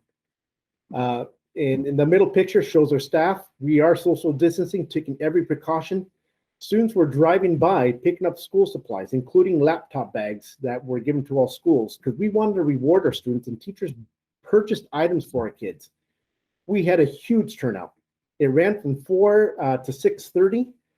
And we had YPD show up because the line was, I mean, if you know where Owens is, Barge Lincoln to Owens, that's how far the line went. It went way, you're talking about blocks down. They were desperate to see us. We were trying to support our students during this time. And I thank our PTO, I thank our staff and our community for helping us out. Here are pictures of our playground. On the left is the playground for the front. Our kinder through 1st grade will be using this playground. And then I heard when this playground was installed that Barge Lincoln now has the largest playground in the district in the elementary schools. And I'm proud to say that. So there it is there. What a great, and I'm excited to see our kids next week get on that for the first time while we're here. Like I said before, our math competition students. Miss Aida was able to work with 4th and 5th graders from little old Barge Lincoln in Northeast Yakima. We actually competed over in Sunnyside in regionals, and our students, there's just one example on the left, our 5th grade students played 2nd in a math competition, which was a weekend. Parents showed up, students from all over the valley showed up into Sunnyside, and Barge Lincoln took 2nd place. Well, our 4th and 5th graders were then invited to state competition in Cheney at Eastern Washington University, where we competed with the state of Washington. schools from such as, well, I'm proud to say this, we beat Sila. How's that? We beat Sila Elementary, but we competed against other schools, even private schools. And our students in 4th grade took 2nd place. If that's not connected, I don't know what is. That's who we are here at Barge. We are trying to connect these dots and give our students a chance outside of the 4 walls, not only of Barge Lincoln, but of Yakima. Let's give them an opportunity because 100% of them were born to be successful. So I have 2 students who I've asked, and I'll make this brief due to time, to share their thoughts. You've heard from Rosie, and I've asked our students to share 2 things. 1, do you miss Barge Lincoln, and what do you miss the most? And number 2, what do you like most about online learning? And I don't know who it was. Someone asked one of our students that. So Rosie, I'm going to have you go first, if you don't mind speaking to that.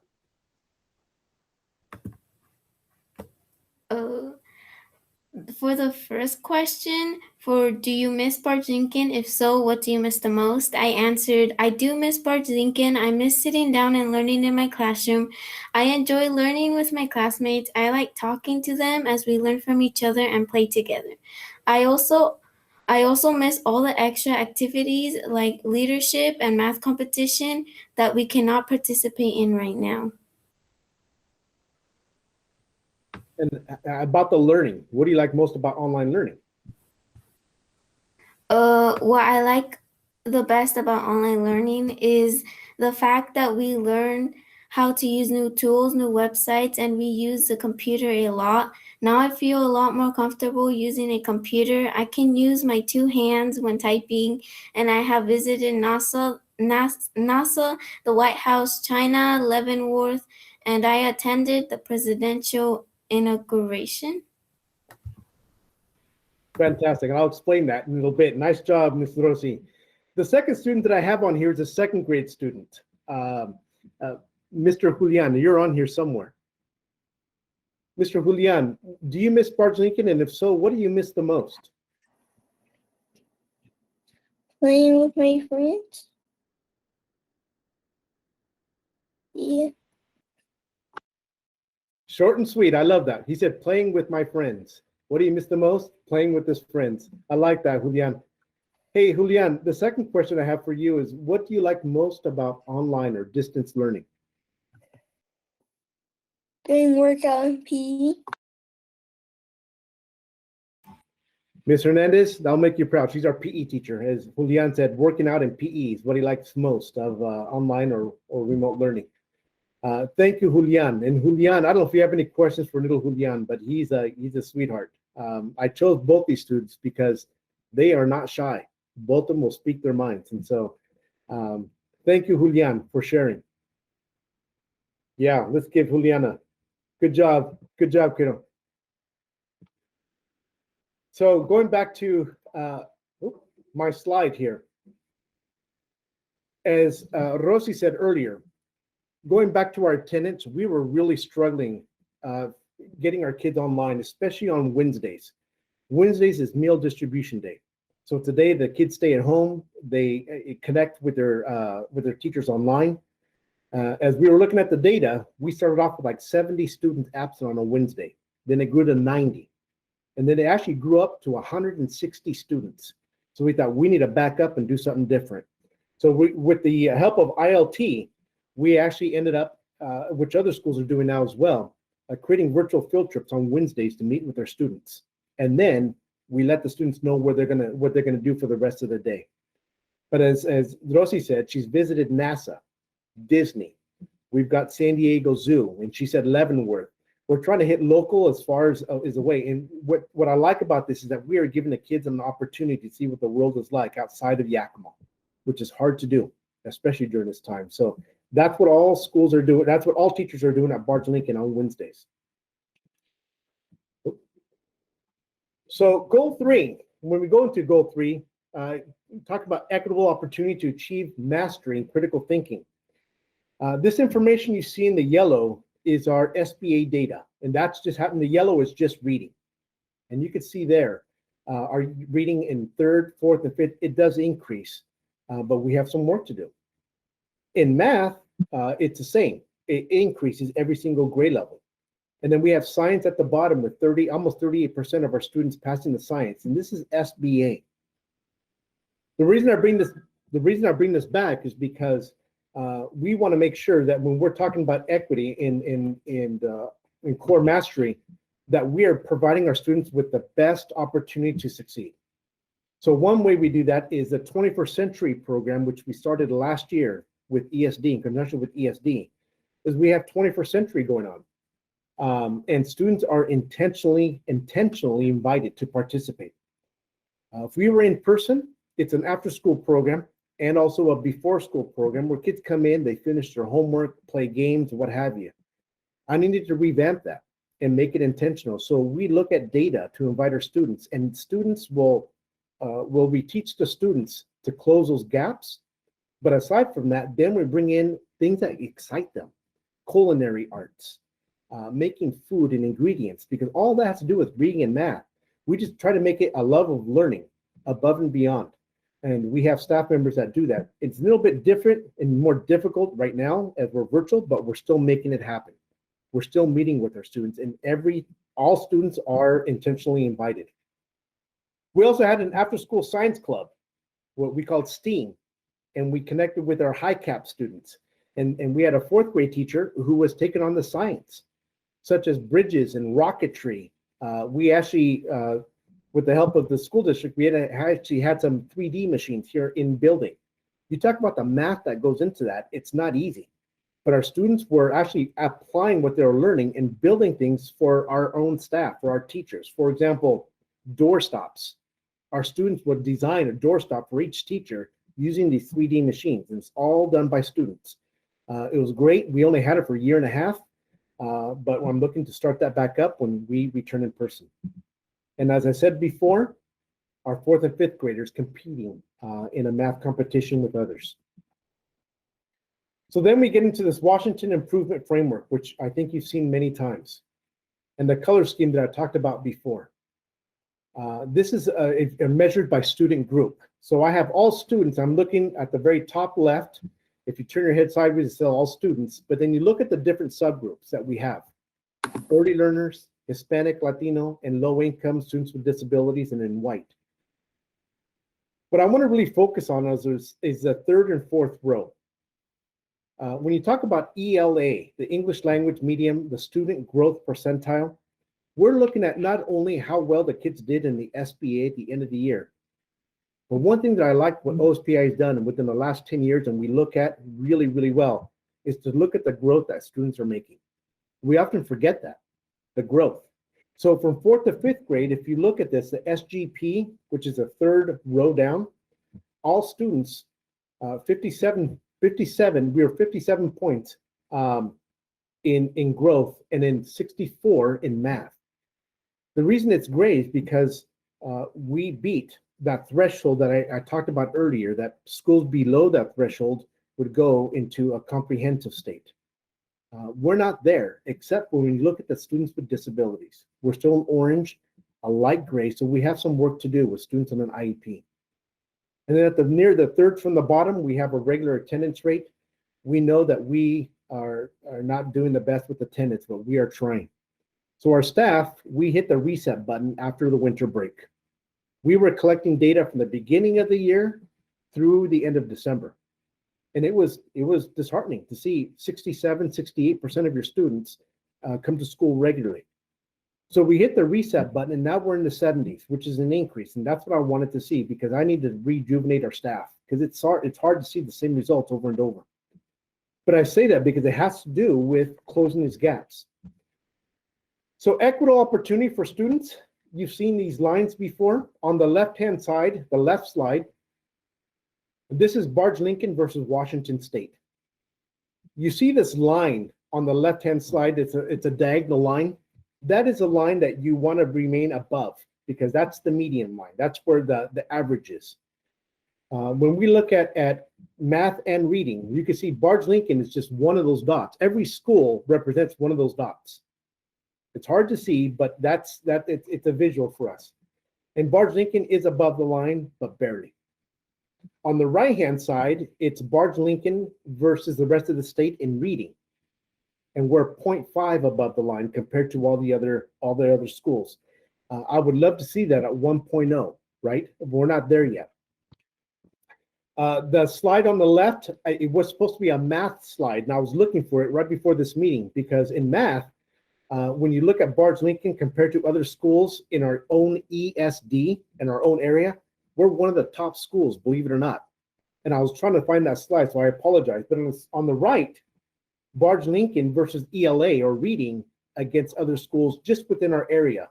You can see Barge Lincoln is what, the 7th from the top in terms of growth.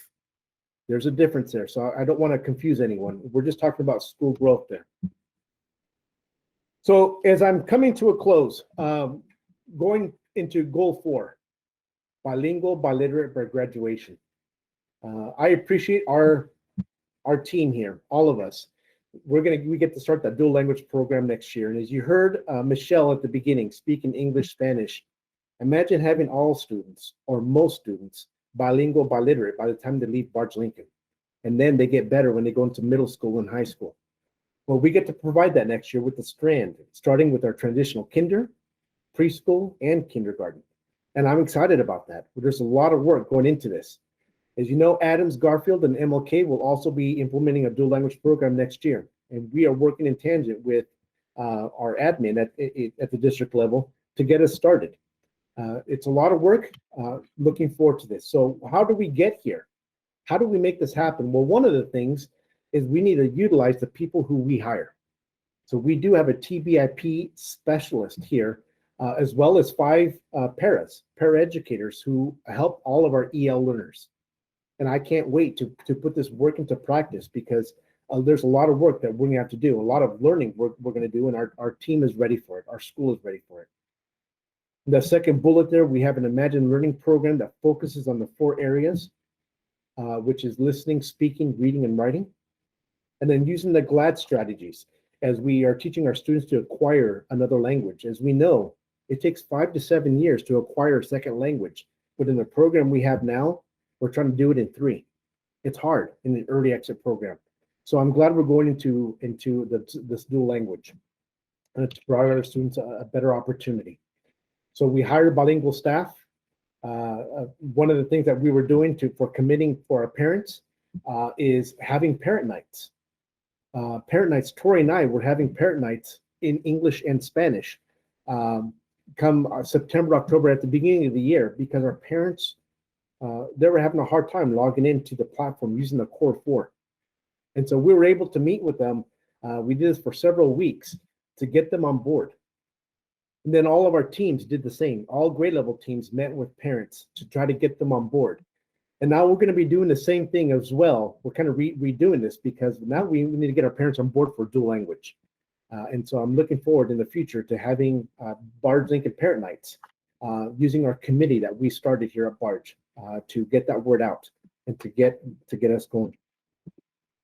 So now, as bringing to a close, we are now looking at graduating class of 2033. Who's that? Well, those are our kindergartners. Our kinders are the graduating class of 2033. So that's who our focus is on, and that's where we need to close these gaps as our kids go through the system, middle school and high school. As I started off by saying, we support our students by teaching students learning habits to master rigorous standards.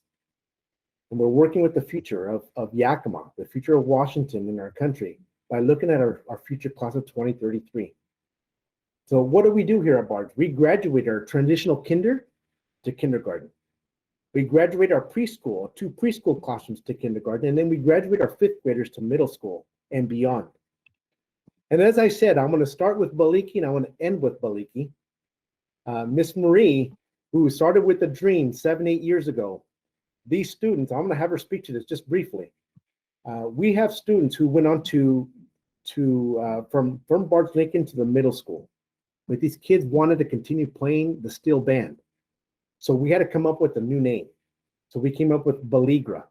Marie came up with Baligra, which means Barge Lincoln, and the GRA stands for graduates.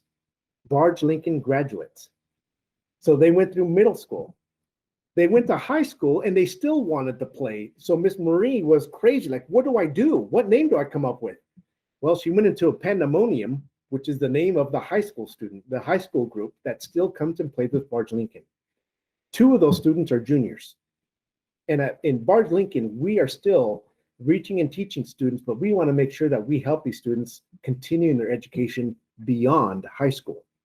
So Miss Marie, what are you looking at? If you don't mind, Mike, I'm putting you on the spot. We were talking about looking for after high school. What are you doing? I've been working with a group in West Virginia that has a pretty sizable steel drum program, and a group in Ohio that was kind of the birthplace for PANS in the United States, to see if we can possibly get scholarships for them for school wherever they decide they want to go to school. And if they say no, then I'll find someone else who might want to do that for us. I won't stop until I'm able to find a scholarship. If they want a scholarship, they'll have to apply for it, but I will have money somewhere to be able to give to them for those scholarships. It's exciting news because we want to make sure that we connect with our students as they go above and beyond, especially with steel band, which I never even heard of until I talked to Marie about these. I've seen them, but I never heard the sound in real life. The reason I'm saying this is because the pictures that you see here, these were taken in Tri-Cities. 2 weeks, Marie has a grant that she writes, and we find funds to transport her kids, and she rides a school bus for 2 consecutive weeks, every day from Barge Lincoln to Tri-Cities and back. That on the last day that our students actually performed it for the community, and our parents show up in droves. I mean, it's neat to see the caravan. That's building a community here at Barge. That's who we are, and I love it. I'm excited to see where we're going, but this is an example of who we are at Barge Lincoln. Marie, thank you. So as we close up, a couple other pictures of Mardi Gras that they opened up for last year at the Seasons. And this is our Beligra Pandemonium group on the left. And on the right was the last winter concert that we performed for our community and for our parents 3 years ago. Is that what you said, Marie? That's members from all 3 groups on the Yes. right-hand side and Pandemonium on the left. Yeah, thank you. So what has been working for us in this distance model as we transition from where we're going to hybrid here at Barge Lincoln? Here's what's been working. Staff and students have grown not 100, 1,000% in their technological skills. Our staff has. We're using our phones and in our ways of communication using Remind app to communicate, which has increased tenfold. We're better preparing our students. As you heard from our students, they know the websites and know how to use a computer, even type with 2 hands, which is a big thing, right? And so we're using the use of getting used to this technology that's coming out. But more importantly is the social emotional learning, which we know that our kids need. I'm glad to bring our kids in because our kids, they need to see us and we need to see them. It goes both ways. And so what's been consistent this year is we have been able to have our MTSS, our multi-tier system of support specialist, which is new to us this year, as well as our counselor, meet with all students, all of them. And so now we have a good idea of when we come to school, who we need to work with when they get here. It's a great transition back to school. And so we look forward to moving forward. Board, I do want to ask, do you have any questions for me? And more importantly, I do want to say thank you, not only to everyone here, but at Barge Lincoln, but you. What questions do you have? Any questions from board members for Hector or the students or Ms. Webb or Tori or any of the other staff who are here? Hector, I think you did a great job. I don't see any questions. Well, fantastic. I'll take that as a job well done. Thank you so much, board member Martha Rice. Thank you. Hey, Hector. I just want to thank you for your preparation and for your leadership and also for your sense of humor. Could you please turn off your video for just a second so everybody can see your avatar?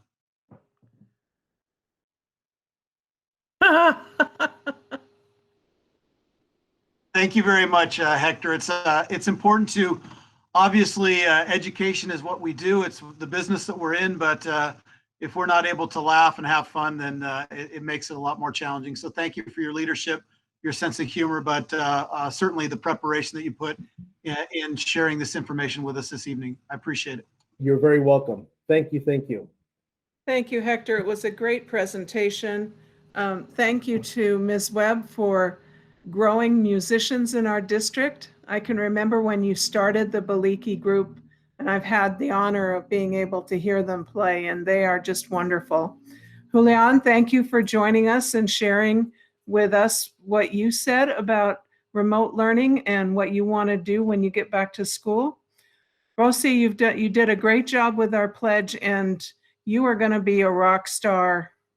We know that you are going to be very successful when you grow up. So thank you all. I don't know if Tori is still here. I can't see her on my screen, but she is here.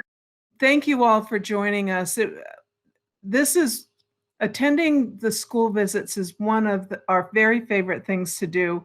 And speaking for myself, it's what I miss most about doing this whole remote thing, is not being able to get into the schools and see your progress and talk about all of the growth that you're experiencing with your kids. Any other comments from board members? I would just like to thank Hector and Principal Hector and Tori and the staff, Rosie and Julian, but most of all the steel drummers. I was jamming with y'all. I know about that steel drum, and it was rocking. Keep up the great work, Mrs. Webb. You're going to get what you need. Appreciate all of you guys. And Rosie and Julian, thank you so very much for participating and sharing your experience with us. Thank you. That means a lot. Thank you very much, everyone. Hector, thanks so much. We do have other things on our agenda, but if you want to stay, you're more than welcome to stay. But I understand if dinner is calling your name and you need to move on with your evening. So thank you so much for the great presentation. Absolutely. You're most welcome. Thank you. Thank you, everyone. Well, that was fun. I enjoyed that a lot. I think I needed that today. Hey. Bye-bye. Bye. Next on our agenda is the superintendent update. Superintendent Green. Thank you, Director Rice, members of the school board. I start my report this evening by sharing that I was able to visit 9 classrooms this morning. I've asked, yay, and see our students. I started at Barge Lincoln with Principal Mendez, so I'm glad that he stayed on a few more moments. And he took me to not only the transitional kindergarten class, but the start of our preschool courses, which we had 1 English class and 1 in Spanish. It was fantastic to see the students and the preparation that had gone into welcoming them and how excited they were.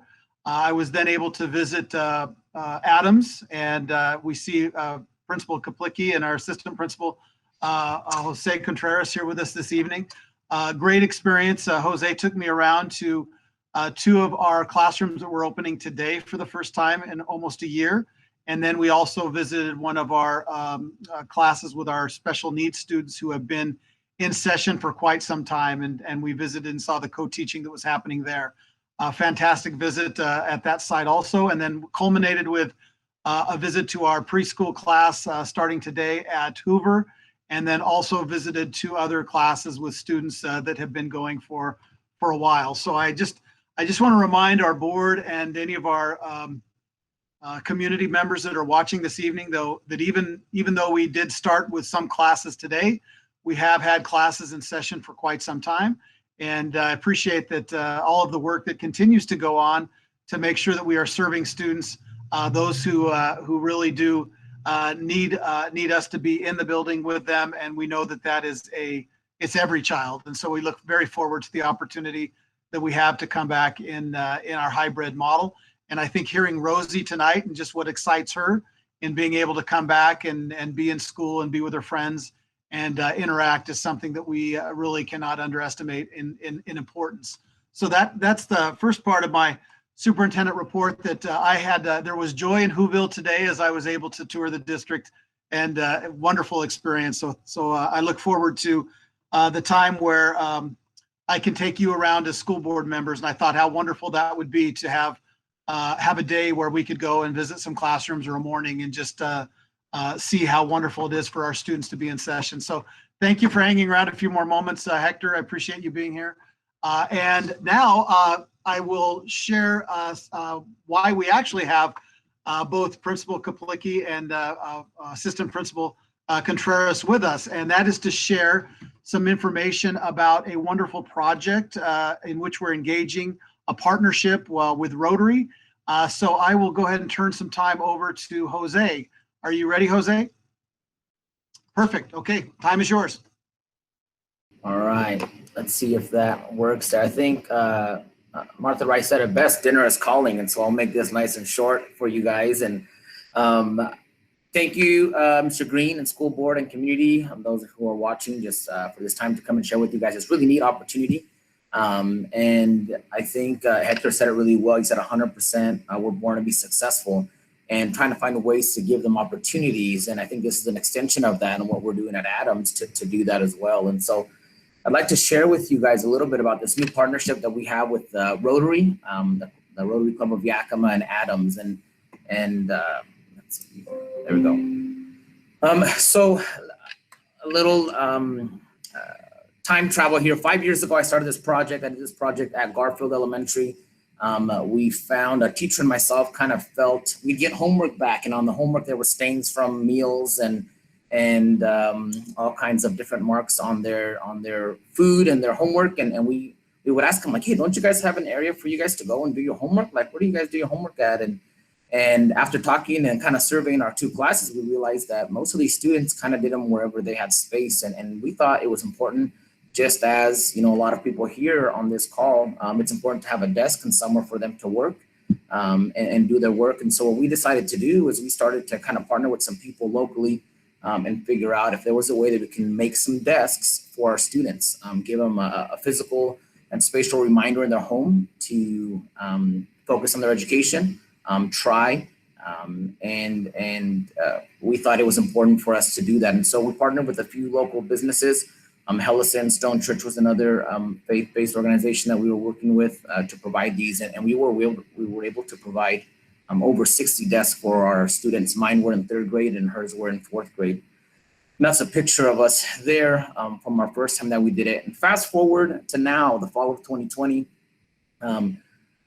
as students were working from home, I was thinking as the assistant principal now here, we thought, you know, it'd be nice to be able to provide these for our students as well. You know, a lot of our students, our teachers would say they're getting on and kids are doing their work from their beds or the ground or their kitchen table. And we just felt like having a workstation somewhere for you to work and focused on your education was important. And so we started planning some desk project and doing the same thing, replicating that again. In the same time frame, John Cooper, the president and CEO of Yakima Valley Tourism and a member of the Rotary Club of Yakima, reached out to the district, got a hold of Mr. Green and then connected the two of us. And in doing that, he said he had a vision for doing the same thing, providing desks for some students. And I was like, hey, that's great. That's what we're trying to do too. And so we kind of blended our two ideas into one. And it's really been a huge shout out, I think, for me to say that to John Cooper and the people of the members of the Rotary Club of Yakima, because they've done a great job in doing some fundraising and gathering volunteers as well to provide this for our students. And so, again, it was a good blend of these ideas, and we're excited to announce kind of our goal. And so, our goal was to provide 100 desks for our 3rd graders. We want to start with 100 desks for our 3rd graders. They said that they would be able to do that. And so we're hoping to have those by spring conference of this year. So they have a pretty short, well, not short timeline, but just they'll be done in a couple of weeks. And we're excited for that, to be able to provide those for those students. Big news when I was making this presentation, I mean, that was the goal for 100 desks. I got an email a couple hours ago and I shared it with Mr. Green, but they said they're able to do up to 195 desks. And so we're really excited to have that for our students. And so not only are we able to provide those for our 3rd graders, but I think extend that into our 4th graders, those who are willing to do it. And I think one of the things that I want to say about this desk, it seemed kind of for some people, I think they're kind of put off and they're kind of, oh, it's kind of an interesting idea. But, you know, our students do, like Hector said, they were 100% of them were born to be successful, and we have to provide ways for them to do that. And I think this is one of those things, providing a desk for them to study. When I was a kid, I got a desk. My mom gave me a desk, and this is kind of where the original idea came from. Is she gave me a desk. I think I was a 3rd or 4th grader, and I won't say I was the best student, but that desk helped me kind of get some homework done. Sometimes get out of chores as well, but get some homework done, because she knew that she told me if I was there, she knew that I was studying, and she wouldn't come and ask me to do other things. And so sometimes I did take advantage of that. But in the long run, I think it was a good thing for me. I'm the oldest of 5, and my sister and brother took the desk, and now my youngest brother has it. And so we've all used that desk, that same old desk, but it's been good for us. And so it's nice to see kind of that in our family. And we're excited to see this in our community as well, and see how they go. One of the other things that they mentioned today is that they're going to be getting Dr. Seuss books, or the places you will go for each desk. And so we're excited to have that for our students, our 3rd and 4th graders, and see that. And so just a little update on our project, and we're just excited to announce that, and excited to get that going. And our teachers are excited, and so we're excited to present that to our students as well. So thank you guys for the time to come and share our new partnership here, and we hope that it continues, and we're able to support the community and make an impact that way. Thank you, Jose. Are there any questions from the board for Jose? Questions from board members? Jose, Okay, I just want to say congratulations, Jose. That's a wonderful project. And to be able to tap into community resources to make it happen really puts the focus locally. And it helps people within the community know that the students at Adams are focusing on their learning through the use of something as simple as a desk. Congratulations. Great job. Yeah, thank you. If you guys know anybody in the Rotary Club of Yakima, I think it's also known as the Sunshine Rotary, but anyways, give them a big thank you, and we appreciate that from our staff here. Mr. Kaplicki has been very supportive of that, and just has rolled with it and said, yeah, let's do it. Let's give that to our students. And so I'm excited for that. So thank you, guys. Thank you, Jose. I appreciate it. I appreciate that you recognized Sunshine Rotary. We do have 3 clubs in Yakima, so credit goes to the Sunshine Rotary Club. And then hopefully we can maybe leverage our other 2 clubs in the area for additional desks later on. But thank you again, Jose. Thank you, Doug, for being here this evening. And that does conclude my superintendent update. Thank you, Mr. Superintendent. Thank you, Doug, for being here and supporting your assistant principal. Good job. And I'm looking forward to the day where we can actually accompany the superintendent and get into the schools. I was sort of jealous when he said that he was in classrooms today. Next item on our agenda is the superintendent COVID-19 update. Mr. Superintendent? Absolutely. So no long introduction needed this evening. So I will go ahead and pass the baton over to Jewel, and she'll be followed by Stacy, and then I'll wrap it up. So Jewel, with our data update, Stacy will have some information about approvals for reentering schools, and let's go ahead and proceed. Jewel. Thank you, Mr. Green. So the daily cases continue to drop. We had a little bit of a spike on the weekend, but we're continuing to go down.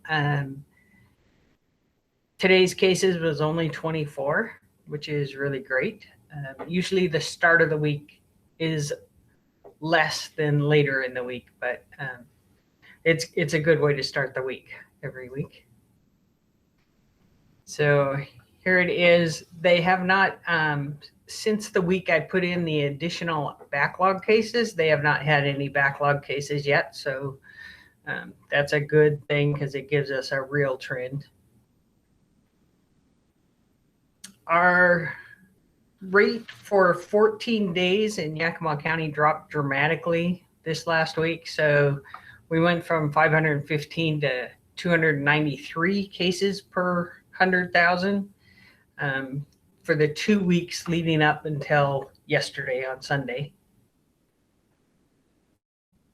And then our rate for 7 days, which is what the CDC recommends for entering schools, is to look at the 7-day rate per 100,000, has also dropped. Last week we were at 208, but then 156 without the add-ins. And then this week we're at 133.6. So it continues to go down, which is a good trend to have. Can you go back to that slide?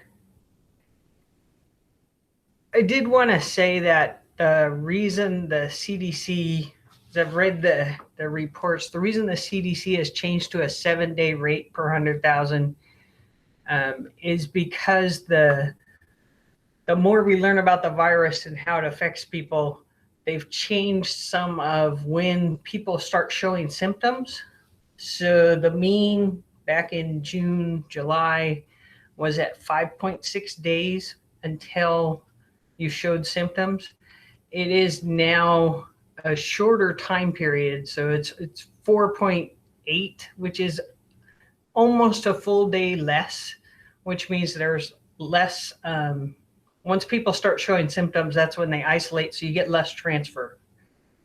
So that's why they reduced it to a 7-day rate as opposed to the 14-day rate. Okay.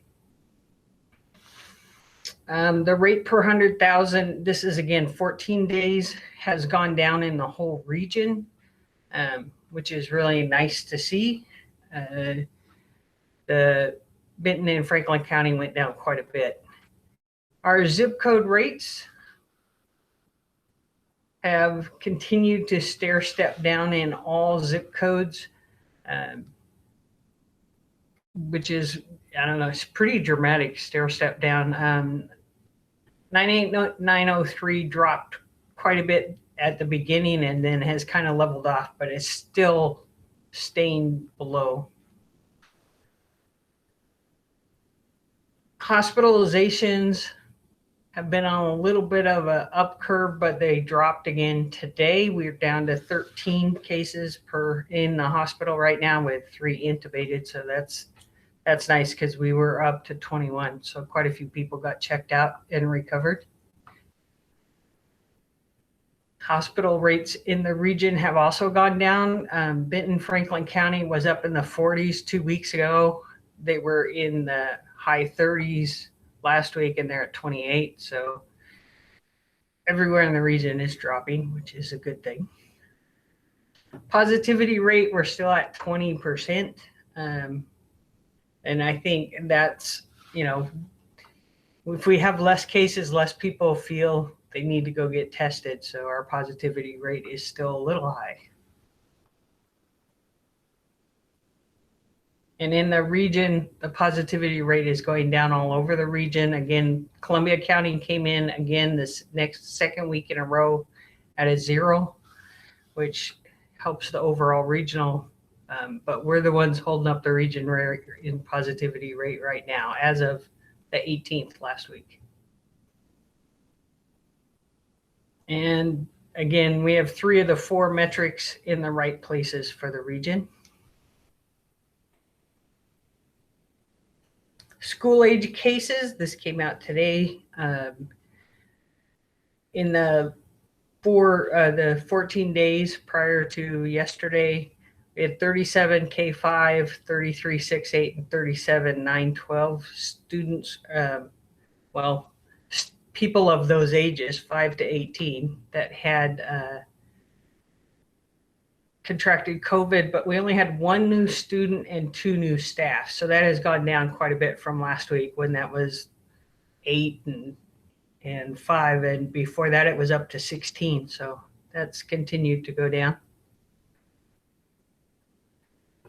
I redid the regression calculations based on the dramatic drop we had last week. So this forecast, again, I did leave the add-ins in there because I think we will have add-ins for the rapid response cases in another week or so. So I left that progression in there. But if you notice, the drop is showing what we're what we continue to show. And all I did was add in last week's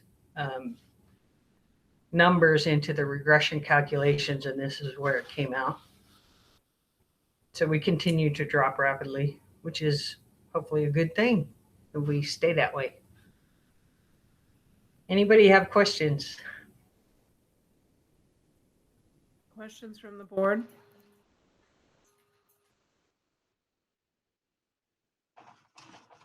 Thank you, Jewel. As always, a great presentation. Lots of data for us to chew on. Thank you. Thank you. Thank you, Jewel. I noticed that our county numbers are lower than are lower than other counties, and that's the first time in memory that I can recall that happening. Is that true, or am I mistaken? No, that is true. Our county numbers are really low, which is nice. Right. All right. Thank you, Jewel. Stacy. So good evening, Board of Directors and Superintendent Green. So the weekly update, we had 4 students and 4 staff confirmed positive cases this last week, which is up 63% from the week before. Investigations went from 9 to 23 with 8 positive, 4 negative, and we have 11 cases pending at this point. And that's a 61% increase. So here is the graph since the beginning of January to let you know where our cases were at and kind of give you the flow between students and staff.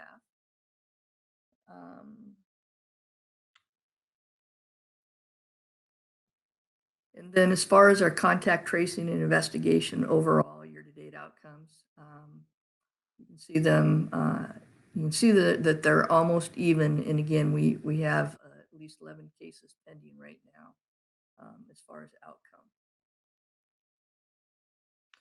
So asymptomatic testing, we only had 19 staff tests this week with 1 positive and 18 negative results. But we're down from 47. And so we're concerned as we re-enter the hybrid model that staff are not getting tested as frequently as they should. So we're going to put some information out to encourage the testing. And again, we're starting to see some positive student cases. And so we're going to roll the asymptomatic testing out to our high school athletic programs and look at our athletic teams and put a process in place by which we can test our student athletes in an effort to be able to mitigate any possible spread with our programs. Also, the health district concluded 2 tours today, one of Eisenhower and one of Davis high schools, in their walkthroughs, and everything looks good. And so they'll be continuing to go to our schools and check them out to see if we're ready to reopen in our hybrid model. Any questions? Questions from board members? Stacy, any of those positive tests, were they school transmissions or in-building transmissions? No, we've yet to have any in-building transmissions. Thank you. Rosael, I'm sorry, did I cut you off? Stacy, with and I know the overall numbers are pretty low in terms of the increase in positivity rate, but the overall percentage is high. Was there any groupings that you could identify? Was it like a specific building or age group or grade level, anything like that you can share from the positives? No, it was actually spread out pretty much throughout the district. We did have an incident with cross country, and so we had some positive student cases there, but that has been mitigated at this point. Students have been tested, and we're back to participation, which is one of the triggers to, as we're getting students back in athletics and they're working closely together, to roll out symptomatic testing for students to that group first and get that process in place so that we can continue with athletics and then roll that down into the high school because that's where most of the positive tests are coming from older students as opposed to younger students. And so again, we'll be moving forward with that. So thank you, Graciela. Any other questions I can answer? I want to point out to the board that Jessica posted that only about 17% of all positive cases in the Yakima School District have been students. So that's helpful information to know too. Yes, it's been very, very small. I have a question, Stacy. Do you have any concern about the number of employees? We are offering the free testing, and it seems like those numbers are down. And I know that there has been an expressed concern by some about the potential for transmission, and yet we're not seeing people at a large scale take advantage of the free testing that's being offered through the district. Is that correct? And if that is correct, what would you think that we could do to, I mean, do we need a campaign again, or what are you, first of all, is that correct? Yes. Yes, Okay. we've seen it. You know, last week we had 47 staff members take advantage of that testing. This week, 19. I think it's been kind of steadily dwindling. Yeah, we just need to reignite the campaign around why this type of testing is so important, especially as we roll back into a hybrid model. And I think beginning to follow through with protocols and process around testing high school athletes may help to reignite that. But we talked today in our COVID response team about, again, advertising and marketing the importance of receiving asymptomatic testing once every 2 weeks as they return to the classroom with students. That's going to be imperative to follow, yes.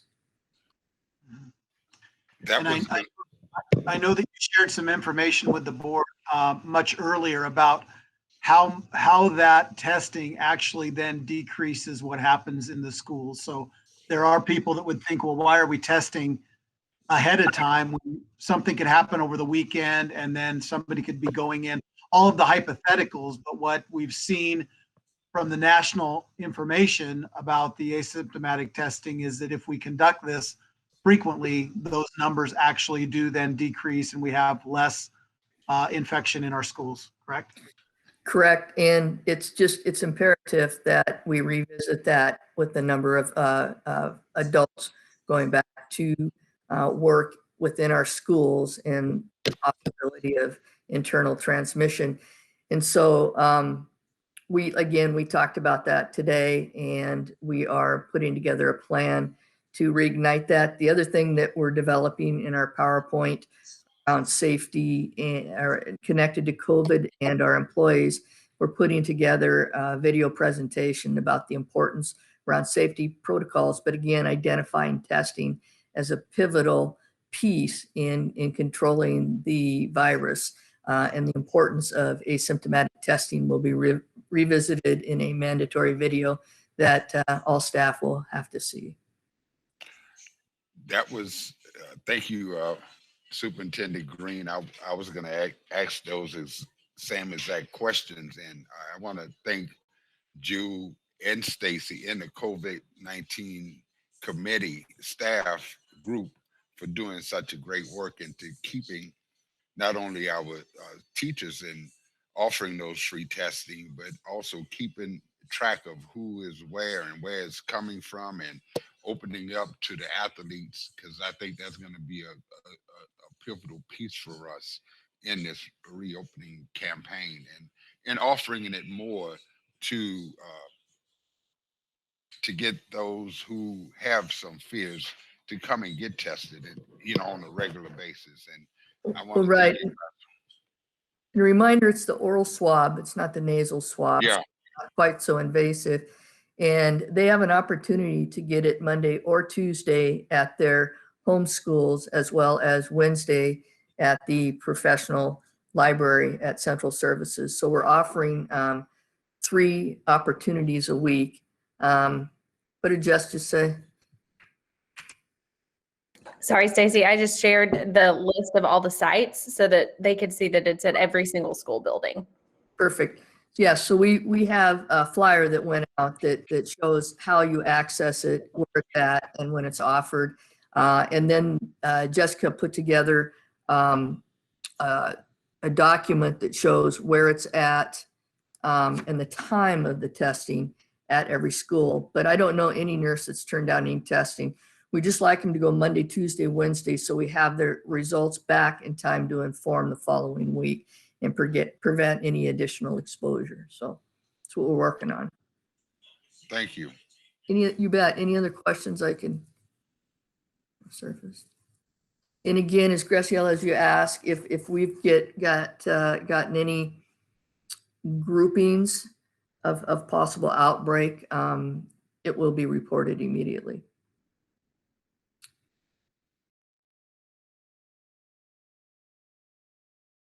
All right. Stacy. Thank you, Stacy. And I don't feel a need to elaborate. I think that Stacy and everyone did a great job sharing the most recent information. So thank you for letting us provide this update on COVID in our area and in our district. Back to you, President Rice.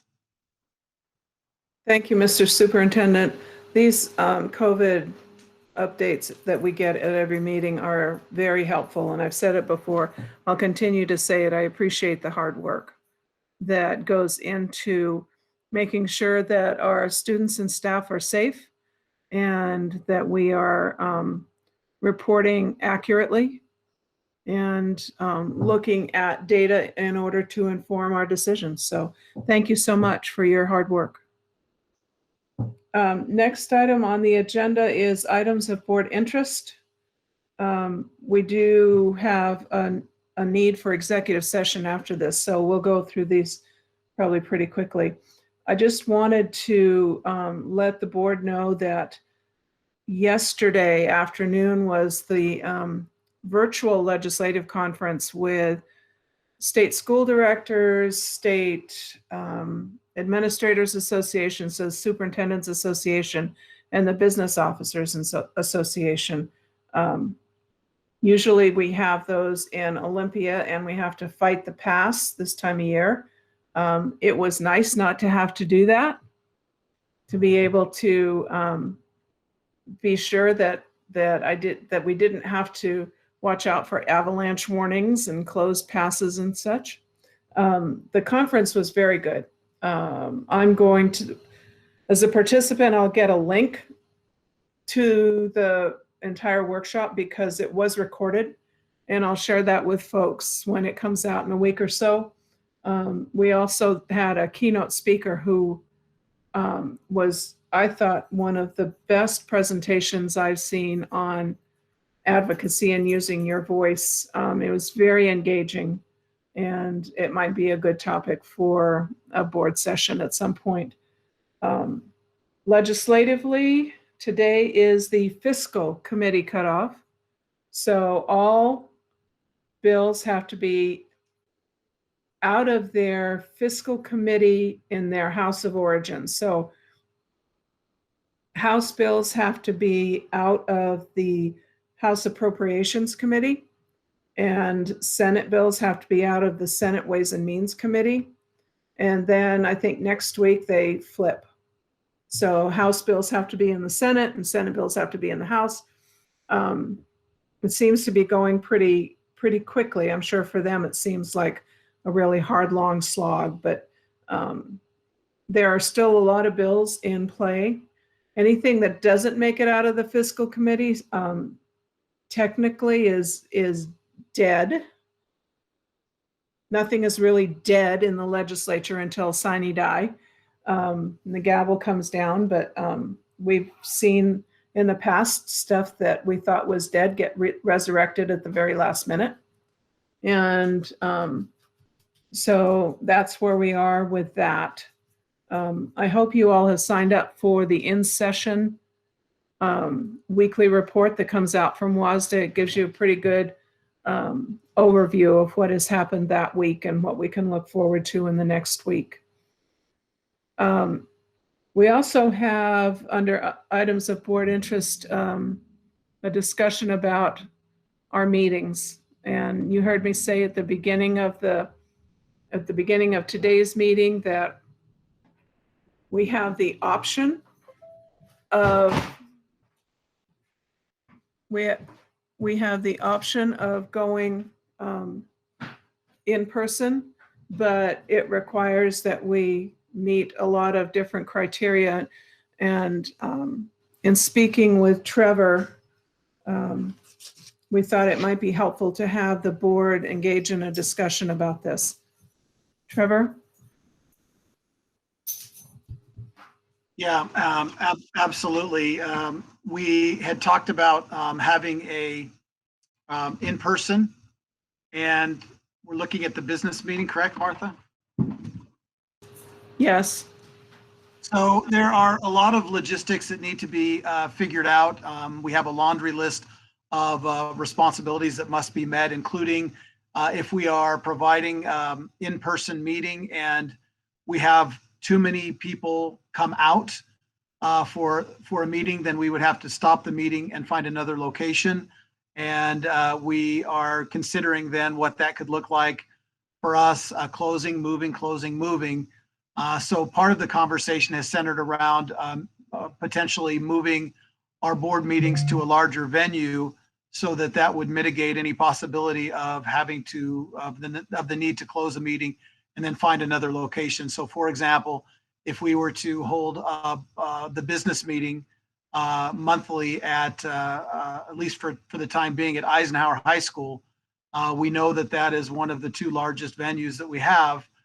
We could anticipate that we would be able to accommodate social distancing and all of the attestation needs and everything to assure maximum safety at those meetings without having without the need to relocate. So that was part of the thinking. And we also have the need to, even when we're in session for right now, physically present in a meeting, we do have to offer the virtual meeting option as well. So we did need some time to get that squared away to make sure that we are able to do to perform adequately, beyond adequately, and having a live session and a virtual session, both in English and then translated into Spanish. So ideally it was, let's switch right away, but it was not something that we had talked about in depth. And knowing, then hearing the requirements, we decided to go ahead and push that out. And what I do notice is that all of the superintendents in the area are making the same adjustments. Some are starting a little bit sooner with the in-person meetings, but everybody wanted to start right away. And then when we realized the restraints, we decided to slow down a little bit, just like our neighbors, and re-enter and make sure that we have everything set for the public.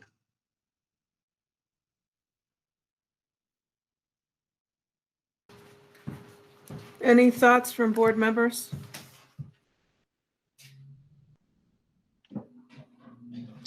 I guess I have a question. Was the announcement that we can go back to in-person meetings, was that a requirement or an option? It was an option. It was an option. And it's an option because we are in phase 2. I expect if and when we get to phase 3, there will be different rules.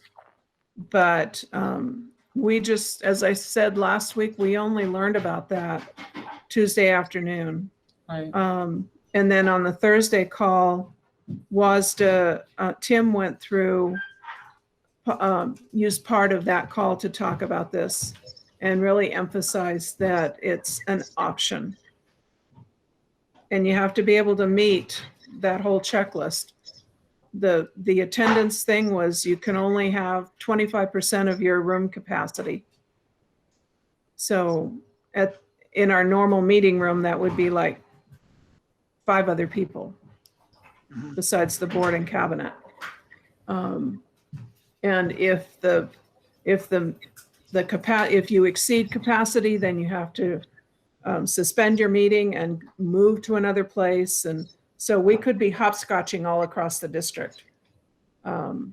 If we were to hold our board meetings in our boardroom, it would be basically the people that are on this meeting in this call right now. And then if anybody in addition came to the meeting, we would be looking at actually relocating to another venue. So that's the challenge that we're facing right now. I think I would want the public to know that we are, what I have heard expressed from you as board members is you totally understand the perception and what we're asking of our staff and our students, and we want to fulfill the same responsibility of meeting in person, because we know that we have safety measures in place and protocols in place that will really support reentry. And so along those lines, what I would suggest is that our business meetings should be in person, and then our Monday meetings would be something that we would continue in a virtual setting until we're able to assure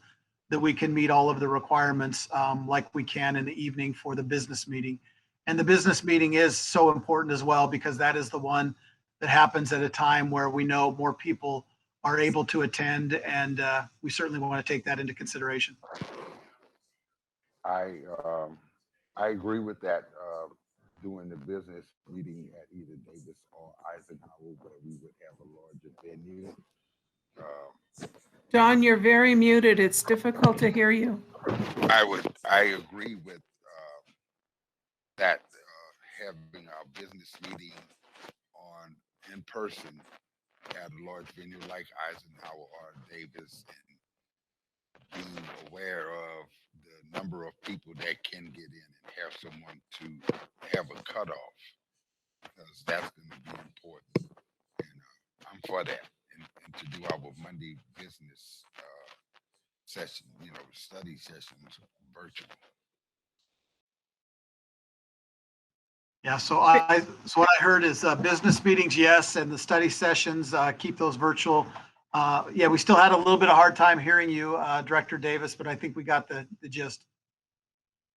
Well, that's strange for me that you couldn't hear me. Now we got but I think it's the headset, Martha. But But I agree with having the business sessions at a Davis or Eisenhower, making sure that we have the number, at the 25%, and have someone cut it off so we won't have to stop a meeting. Make sure we have all of that in place before we get to a point where folk would try to override it. To you know what I'm saying? Be ahead of the game, and to continue our Monday sessions virtually. Yeah, regarding the business meeting, if we surpass the 25% capacity, we cannot turn anyone away. We would have to suspend the meeting and just call it quits at that point, because we wouldn't have a larger facility that we could move to. If, for instance, we were at the Ike Auditorium. So that's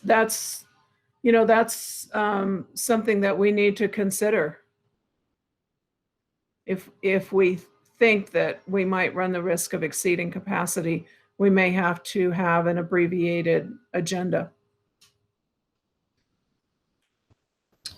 Martha, from my experience, I think there's maybe been one or two board meetings that, would cause us to maybe have to cancel a meeting. I think attendance usually is not huge. So I feel like it would be rare that we might have to suspend or find an alternate location. So I'd be comfortable with meeting in a large venue and anticipating of a handful of folks attending, but I think the risk is small of us having to suspend or move the meeting.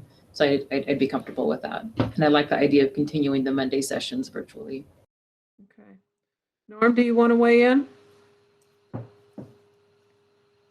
Yeah, I'm okay with that. I think I doubt that we would exceed capacity in the Eisenhower either I'm assuming you were talking the theater there. Yeah, I can't imagine, unless there was some really controversial issue, that we would have large attendance at a meeting. So It could be people just are going to miss us and want to see us again. that could be, yeah. That would be nice. Okay, Mr. Superintendent, do you need any other guidance here? No, I think we're clear. So thank you. Okay. Do other board members have any items of board interest? Mr. Superintendent, do you have any items of board interest? I have one correction, kind of like the newspaper, when they get something wrong, they say what they made a mistake about at the end of the, or the next day in the article. So it has been called to my attention that it was not Sunshine Rotary with the desk project. It is Downtown Rotary. So I do not want to be in the middle of a Rotary back and forth battle. So my apologies to Downtown Rotary. I'm sure Sunshine Rotary will be stepping up now. We appreciate all of our Rotary members, but it is Rotary Club of Yakima, aka Downtown Rotary, that is engaging in the desk project with Adams Elementary. So thank you for that. It's also wonderful to get all of the text messages from people, the 9 people that are watching. So we do have some very active, engaged participants. So I appreciate that. That's all I have. And regarding, I guess I'll wait for you to ask me about executive session. Isn't the other one Sunrise Rotary? It's Sunrise and Downtown Rotary.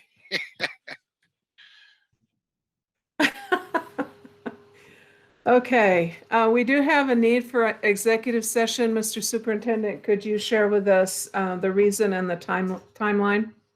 Yes, so this is potential or pending litigation and meeting with our in-house counsel, Bob No, and we will need 45 minutes for this evening. Okay, I need a motion to move into executive session for current or pending litigation. So moved. Second. Moved by Don, seconded by Norm. Jennifer, could you call roll, please? Don Davis Jr., Aye. Graciela Villanueva, Yes. Martha Rice, Aye. Norm Walker. Aye. Motion passed 4-0. Thank you. You all want a few minutes break between these, or do you just want to move? A couple of minutes, please. And Martha, I'll be joining the rest of the meeting via telephone and not on video. Okay, that's fine. All right, so we will reconvene in, I've got 6:16 on my clock here, so at 6:20, is that going to be enough time? Don says yes. Okay, we'll reconvene at 6:20 for 45 minutes. The link is in our email. Make sure you close out of this session before joining the other one.